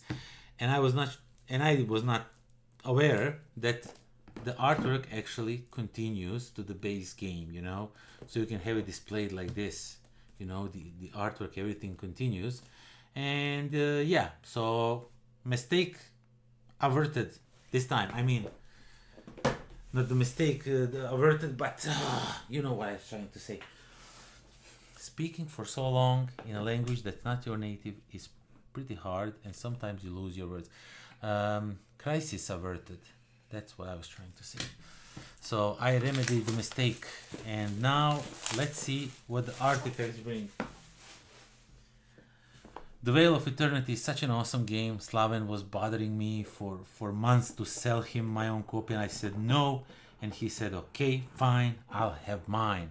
So we don't go crossover on many games, but on this one we definitely do. The Veil of Eternity artifacts brings artifacts to the game and brings some more new cards And let's see how the artwork looks on this one. Mandu Games has some really awesome games, and they gave me a lot of new games because as I mentioned it in what I brought from Essen video, I am collaborating with them, and Slaven and I will the next Eternal Grudge season 5, I'm not really sure right now, is going to be all about Mandu games, so that's going to be awesome. And yeah, let me show you some new artwork. Absolutely gorgeous. This game artwork is super fantastic, and every card is different, every card does something else, artwork is different for each of the cards. Just gorgeous, just gorgeous. And let's check out what we have here. And we have here some of these artifacts, I presume. Gorgeous, gorgeous looking stuff. Love it, love it, love it, love it. This game I love. And oh, I can even punch these out because there's not much things to punch out here. It's like this, and then we can probably already assemble this like so and put it in here. And then this goes here, this goes here, this goes on top, and everything goes in the box. And we recycle the paper. Okay, so that's that. We have few bigger games. I don't know what you want to see, so I'm just gonna speed up really quickly through some novelties. You know, NEKOJIMA, you already probably know. Tokyo Highway. Tokyo Highway actually looks pretty cool. Let me show you Tokyo Highway. The Rainbow City edition. This one actually has a rubber cars. It has some rubber on the stickers, so the game is more easier to play. Because it was like really challenging to play it because the sticks would slide and all that. And so people thought that was the intention of the game, and I guess they did not intend for the game to be like that, so they changed it with this version. And this version also has rainbows and airport and whatnot, has some goals that you need to achieve throughout the game. And this is all the games that they have. Looks really nice. Okay, so Tokyo Highway instruction manual. So yeah, you have this board with achievements. So if you go around the building, you will get 1 point. If you go around the tower, you will get ×2, you know, stuff like that. If you go under the rainbow, and this is the rainbow, if you go under it, you will get some extra points. And there's also and they're nicely packed, so they don't like damage each other. That's really cool. So you have a stadium, you have an airport, you have like this one big tower, or the regular buildings. So this game looks way prettier now with all of these things. And as I said, cars are now rubber. You can see that in the video, but you have to trust me. And yeah, sticks now have these little rubbery things over here, so they don't like slide that much. So yeah, overall I think this is like a really nice edition of Tokyo Highway, and I can't wait to play it and have fun with it. So that's that, Tokyo Highway. I have some promos for Flower Fields, so we are going to unbox Flower Fields next. And I know which big game I want to open next, just so I can check out if the expansions can fit inside, or should I do something else, you know, to remove maybe insert or something. Okay, so Flower Fields, bam. Flower Fields is a new game from Horrible Guild Games. I got in touch with them. I said I saw Polyominoes, the theme. It's fine, you know, but I saw Polyominoes. Can I get this one for review? I really like Polyominoes. They were like, sure, stop by, pick up a copy. Let's see what it's all about. So yeah, I believe this is like straightforward, easy game to teach. And as I said, like you see, there's not that many rules. And I can't wait to try it out and see what the whole shebang it is about. And yeah, you get a bunch of tiles that you need to punch out, that we are not going to do that now. But as you can see, the artwork, and there's some bees that go on these flowers and whatnot. And I also got some flower fields promo tiles flower mix. Not sure what it says, what does it mean, but it says mix, so I guess it's like some mix of the stuff that does not show up in a base game itself. So yeah, we got a few of these like that mix up and do something, not sure what. So yeah, I'm just gonna throw it in here. I'm not going to punch out all of these right now, but soon, TM, soon for everything. So yeah, flower fields. Next up, ROBOTQUEST Arena. I really want to unbox that one, just so I can figure out if I can fit everything inside the box. But it's all the way down here, so bear with me for a second. And after that, I'm just gonna put it aside. Yokohama. I want to check out the new edition and see how it looks. So this one.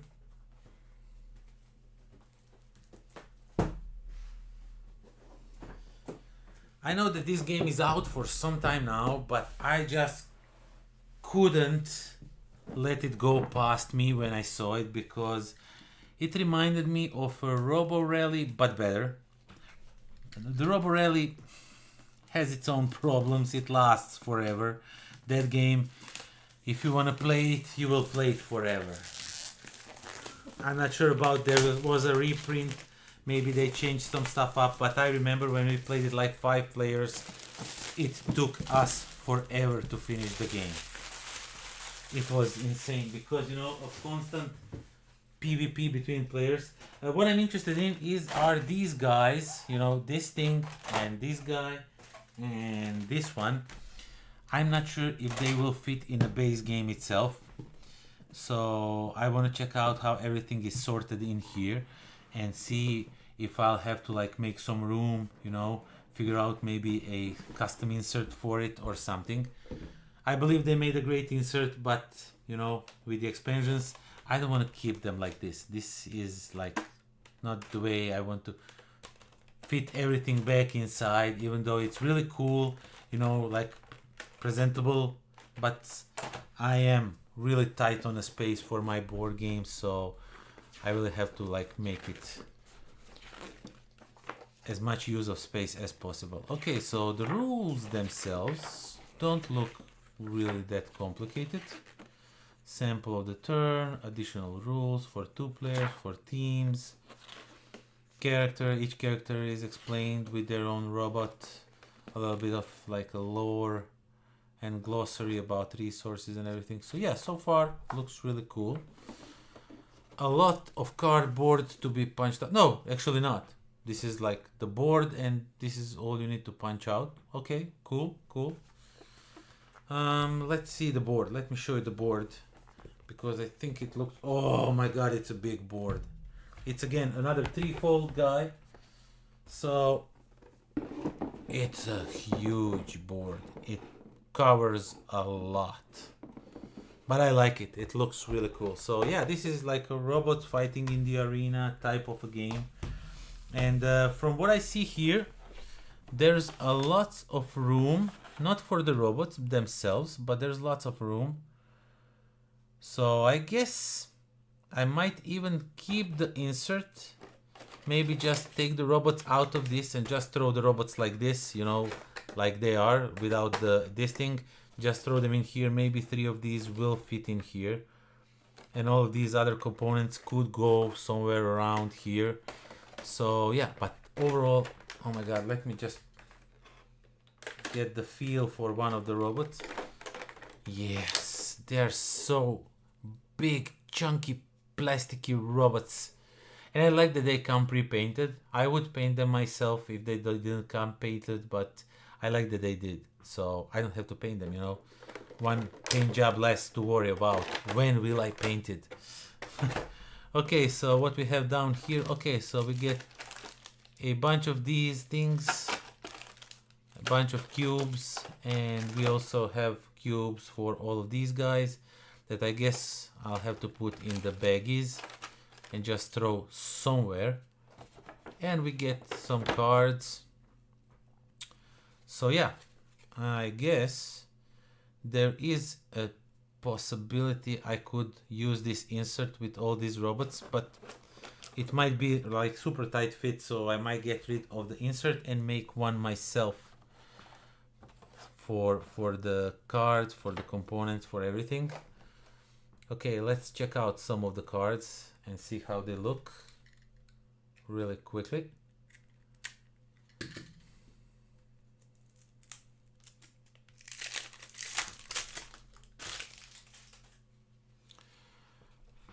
Yeah, pretty solid, nice artwork, you know. If heavy hammer, rivet gun, you get all kinds of different weapons to use, you know, to fight with your little robots. As I said, it looks like a Robo Rally, but way better. I don't know. This is not a diss to Robo Rally. It was good for its time, but still not that good, because it just, I know it got a reprint from Renegade Games, if I'm not mistaken, and I hope it was a better version of the game. And yeah, some more weapons that I'll have to sort out, because I guess the colors matter in a deck. Yeah, maybe not even. Maybe you just shuffle everything up and hope for the best. So yeah, lots of cool cards, cool robots, really nice looking robots. This one. And these, I hope I will be able to fit them inside there somehow. Maybe if I put all of these things in a baggies, you know, somewhere around here, and just the cards and everything. Wait, no, these were here, these were here. I have to play the game first to see how everything works, and then we'll have like a Robo Rally week where I will put one of these videos for each of the day, you know. And yeah, since we don't have that many things to punch out, and man, this is like a thick cardboard. Since we don't have much things to punch out, I'm just gonna punch everything right now.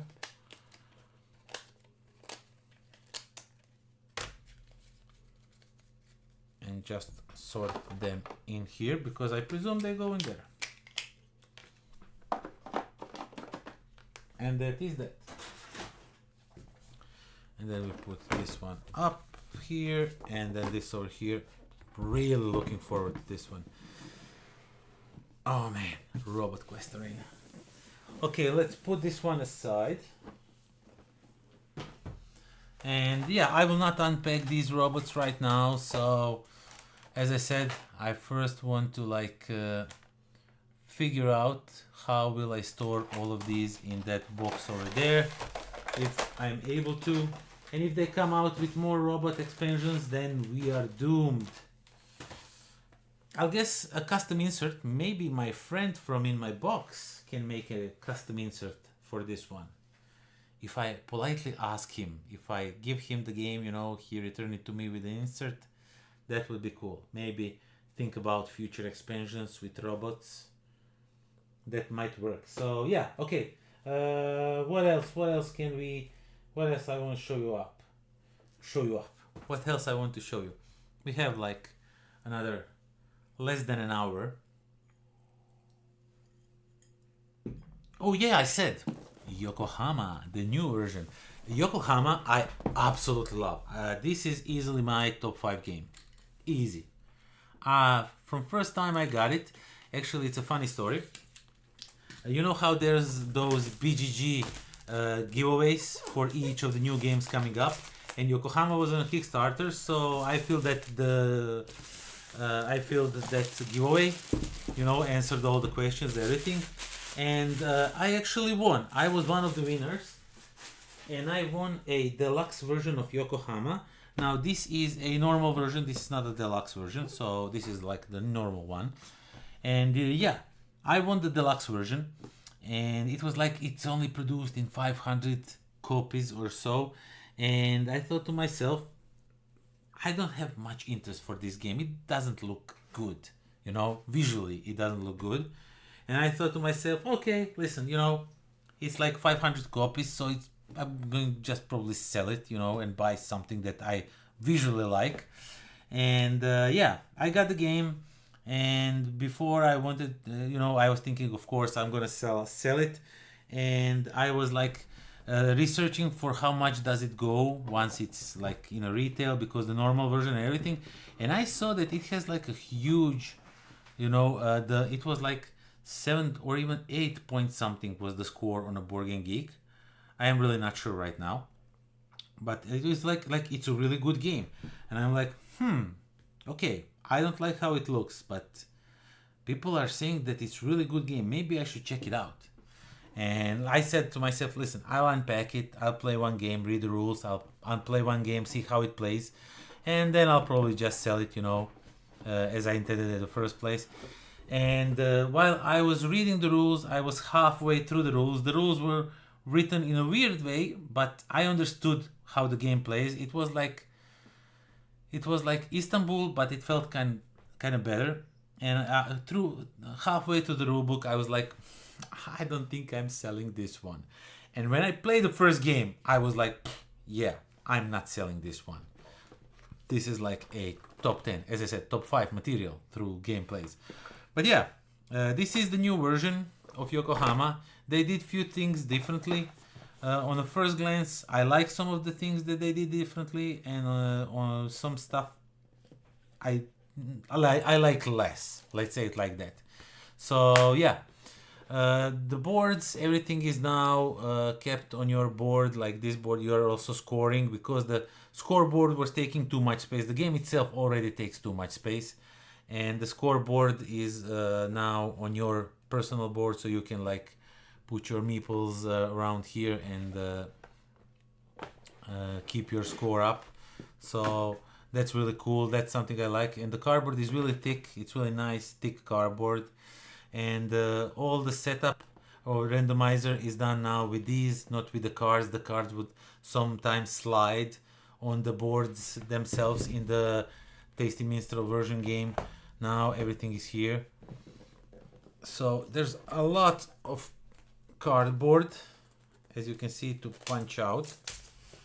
Of course we are not going to punch it out now, but yeah, a lot of cool things. Resources are normal. These are not like super ultra cool resources that I have with the version, but I'm gonna show it like comparison, so I'm gonna talk a little bit about it.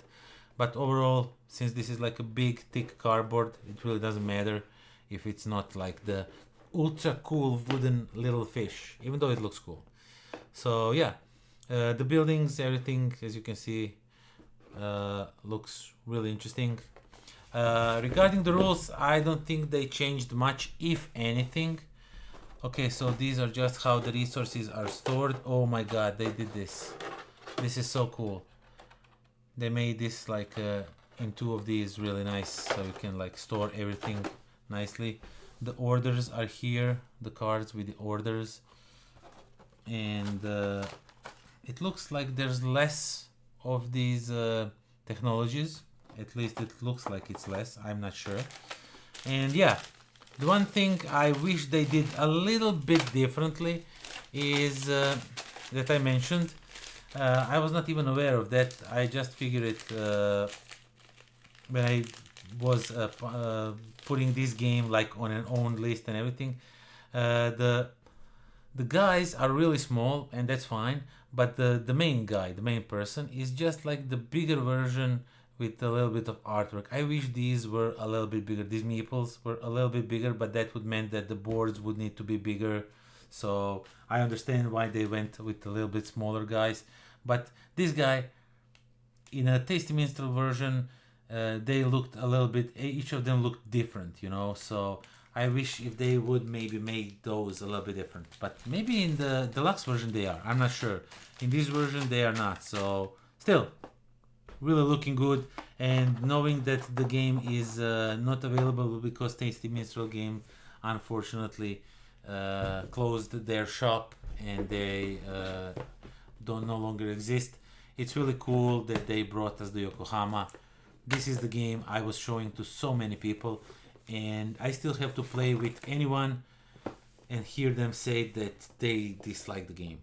It's usually either they highly liked it, they automatically put it on their wish list, or they really liked it and they want me to bring it to the game again, you know, to the club. So I never heard any bad news about the game. So yeah, really looking forward to compare this to the normal version of Yokohama. And as I said, I don't think that they changed any rules or anything, so that's really awesome. Okay, I'm just making some room for other games. I will unbox another game from Mandu Games, because this one actually sounds pretty interesting. You are like ghosts and you are moving furniture around the house, and you have to move them in a certain spots, but you don't know everything, stuff like that. I don't know, something. It's Mandu, so I automatically am interested, because they're publisher that really deserve more recognition. They make great games. I yet have to play the game from their company that I don't like, so you know.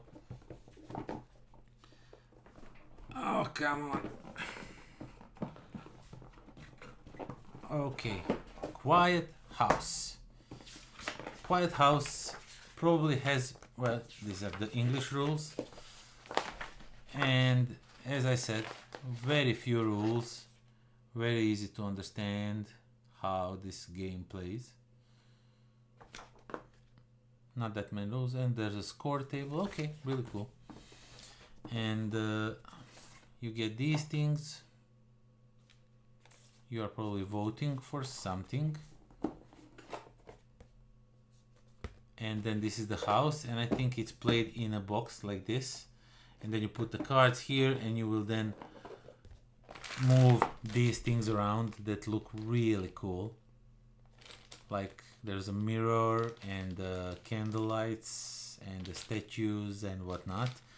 And you will be using these cards to mark where the stuff goes. So yeah, overall really cool game. Is there something here? No, nothing. Okay. So I think that the game in general works in a way. Let me just open this up and I will explain it to you. Probably a wrong way of how the game plays, but you know, this is just an unboxing video celebrating 8 years of doing this thing. So yeah, I think you put these like here, like so, and then when you put this thing over here, you have two mirrors, you have two of everything. And for example, let's say if I'm sitting like this, you know, now I see that this is a mirror. If I'm, you know, I'm looking from this way, and I don't see what this is, so I can only presume what this might be. So maybe this is the, I don't know. And then you have to move the mirrors and stuff. You have to like get to the intersection. Now, for example, this mirror says it's like in this line, and this says in this line, intersection. The mirror should end up here, so you win the game. And you probably have the set amount of turns to do that. And you are probably using these things to vote if you think that the guess is good or bad, stuff like that. So it's cooperative game, so it will not be featured in the Eternal Grudge, because it's a cooperative game, and Eternal Grudge is where we are going one against another. So, you know, it's not in the spirit of the game, and probably these things are like used for gameplay of sorts. As I said, I don't know that much about the game. I just know it's Mandu, and that I automatically, and these things you are probably like voting, yeah, I like that, I dislike that. So, you know, if someone that sees some parts like it, you know that you're, and somebody else doesn't like it, you know that you're like halfway off to know if you're on a good path to where you need to put the mirror and stuff like that. So yeah, and that's We already punched that out, so then it goes this here and this here. White House. Really cool looking game. So yeah, we have 20 more minutes before we are closing up the shop. If you are, do we have any more watchers or am I all alone? We have 3 current viewers. That's cool. And we don't have any orders, so we're going to unbox something. Oh, I know what I'm going to unbox next. I have some promos for Welcome to Japan. Let's go to Japan, not welcome. Let's go to Japan. Let's go to Japan. Let's go to Japan. I had an opportunity to play, and I was offered to review this one, and I was like immediately on it. Yes, I want to review it because I already know I like it, and I really like it. Let's go to Japan is a game where you are, it's weird, you are building your score and you will only score at the end, so you constantly have to think about what you are doing, how you want to score it and stuff like that, because you know the way you put your cards, you're setting yourself up for scoring even though you don't already have everything set up. You know, you put the scoring card but you don't have the things that you need to have to score that card, so you need to work towards that. It's not that hard to explain. I'm just having difficult time explaining it, but it's really interesting game. It's really interesting game, and the cards are absolutely wonderful.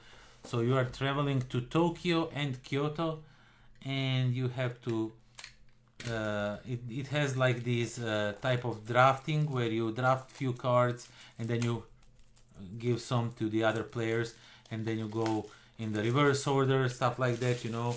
And once you are done, once you play through a few turns, you will then see if you were able to score, and that is that. So yeah, these are the cards, and they are same on one side. So if you are in Tokyo, they are on this side, and then over here, as I said, this one says that it will give you a 2 pair everything card that's on this side from it and stuff like that.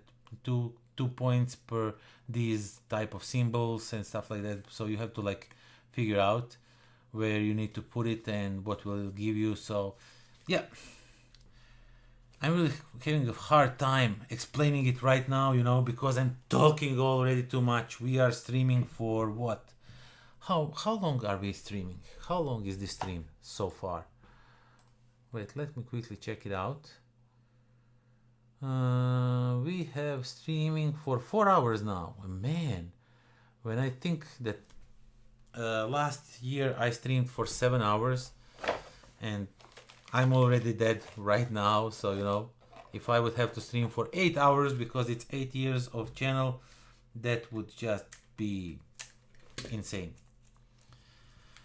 Yeah, so we have like 15 more minutes. So these are the Kyoto cards. They are pink and those are blue. So it matters because when you travel from one city to another, you have to pay the transfer fee or get some negative points, you know, stuff like that.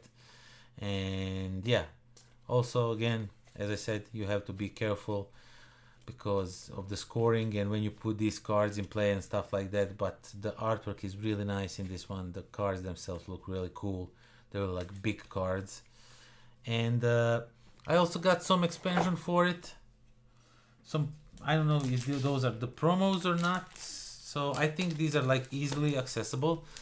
The passport is an expansion that gives you like a certain goal to go toward to, or gives you, no, those give you certain abilities. So you will get one of these. For example, you get this one, Go Getter, and you start the game with 2 of these symbols, and during your trip you will score double the cats for your first 2 highlights of the day bonuses. So yeah, you get all kinds of different bonuses with these. Different changes in a gameplay. This one says you may score 2 of your highlight of the day bonuses without fulfilling the requirement, you know, stuff like that. so you don't have to worry. Or you start with the 3 wild tokens, and that's that. So this is like really nice little expansion for the base game. Not mandatory by any means, but still it's really cool to have. If you like this game, you like this, you will want to have this one, you know. It's really cool. And then we have this expansion that gives us one more day, Sunday, and I will not go into the explanation of how it plays right now because I'm kind of a little bit vague on the rules, but yeah, it brings some more new cards. Near Q, it's like a day trip card.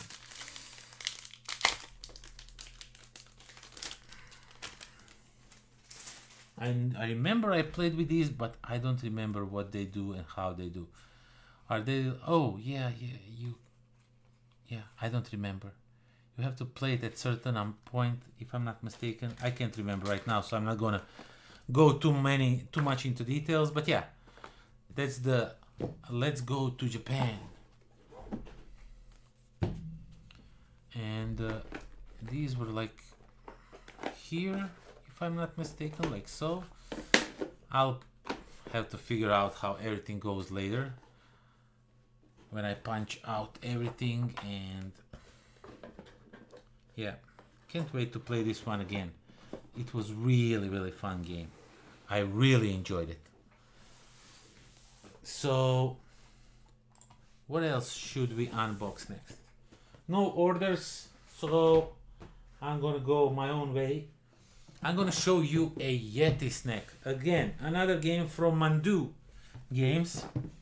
This one is, I think, similar to the Kushi Express in a way that it works like in a dexterity way. So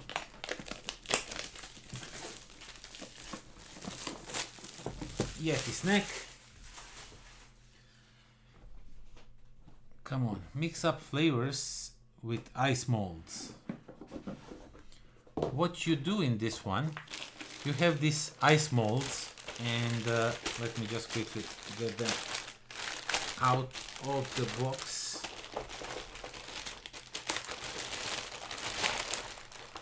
So you have this ice mold. This is like a rubbery thing. It's a gimmicky game, you know. It's like a Kushi Express. So basically you will have these chips, and these are really nice heavy chips, and these cards will give you some requirements what you need to do. And I guess you will have some of these chips like here in your ice tray. I think it's like 4 different, yeah, it's 4 different things, and you will have them like here in your trays. And what you need to do is you need to like flip them, you know, from one to another, and then you have to like, you know, flip them like this, and I don't know, maybe then go like this and maybe like this. I don't know, you have to do something. It's like a puzzle that you need to solve and move those chips around. It just looked really cool, really different. You know, Mandu Games likes to make these type of weird games. So again, I told them, listen, I want this. So I can, so Slaven and I can battle it out and see who is the better at the YETI snacks, and they were immediately up for it. As I explained to them, like we have this eternal grudge going on, and explained them how it works, and they were like, sure thing, let's do it, let's make a giveaway. We have really nice cooperation for a few years now. So YETI snacks. What else we have here? We don't actually have that many games, few smaller games to unpack. You know what I'm going to do?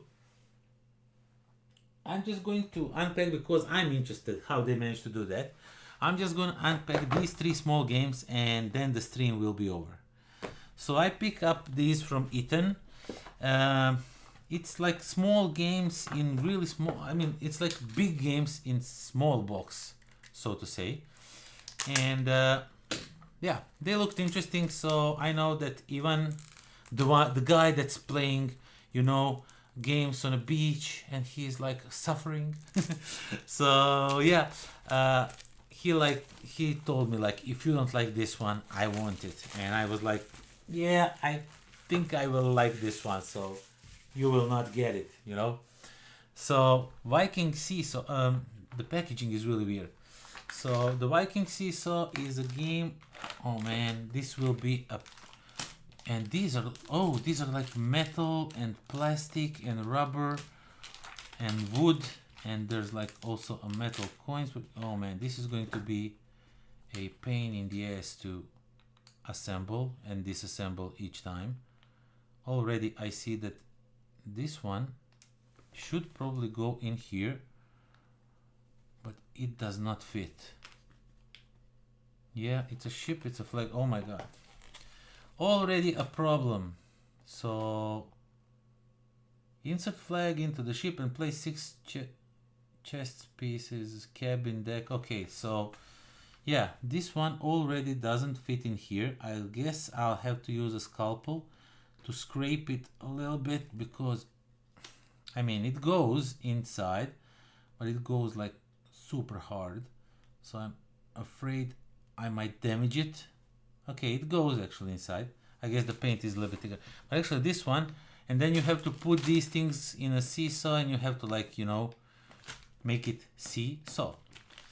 And there's all kinds of different things that you need to do, so not really sure how it works, but it looked interesting, so I wanted to check it out and see what it is. How they managed to pack everything in such a small boxes is beyond me, but definitely looking forward to playing this one and see how it works. And packing everything back up, it's going to be a pain in the ass. I guess I'll have to like take it out of these baggies and just, you know, jam them, just throw everything in there and just, you know, put it like this, because this thing, it's this is like, so yeah, Viking Seesaw. Then we have a Wonder Bowling. This is like a bowling game. I like bowling, it's a fun sport, it's a fun activity. I'm not good at it. I'm really like all over the place. Sometimes when we are at the bowling, I'm kicking ass. I have like 3 or 4 strikes in a row, and then next time we are playing and I'm like, yeah, miss everything. So yeah, this one I'm not actually sure how it works. I guess you play it on a you play it on the back of the box, and you put these pins here, and then I think you have to like flutter this around and maybe like, I don't know, try to, you know, like kick them all over the place, but I'm not really sure how it works. It just looked interesting, and I wanted to check it out and see how it plays. So I can like take it and kind of bang it or do something with it. I'm not sure, but it looked, the packaging looked really interesting, and the games themselves look like something that will be fun. So yeah, that's Wonder Bowling. And yeah, I'm not going to be able to return these normal in the bag, so I'm just going to like do it like this and put the bag aside. I should have done that with a seesaw also. Let's do it while we are here, right? We have some more time, you know, so let's just unpack everything and just throw. Oh my god, these cubes actually are metal cubes, and they're really like sharp. They really have sharp edges, so I guess they might damage this a little bit, but yeah, if they do, what can be done, you know?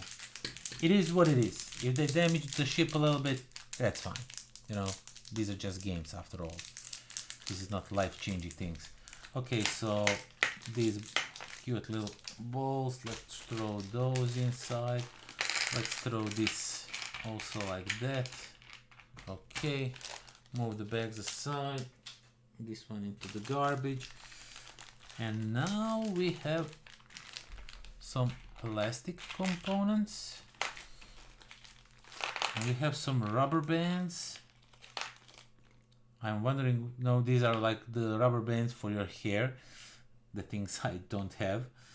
So yeah, let's just put them like so. Okay, now it's much easier to pack everything back, you know. It's just boop and you are done. Oh, you forgot the flag. Boop and you are done. And the Tower of Doubt. This one I know nothing about, but it's a two-player game. It has some, I mean, of those two I also don't know much about, but still I know a little bit more than this. So this one is a Tower of Doubt, and you are playing one against another on this board, on this side, and you have these towers, and they have some like white and black spots, and then you have to like figure out, because when you are putting the towers like this and you are watching from this side, you only see, you know, two pips, so you don't know what's on the other side. And there's one with no sides, only black sides, two white, two black, you know, and you have to figure out, I guess, what goes where and how. So yeah, looked interesting, looked weird, different, however you want to call it. So I wanted to check it out. That's all.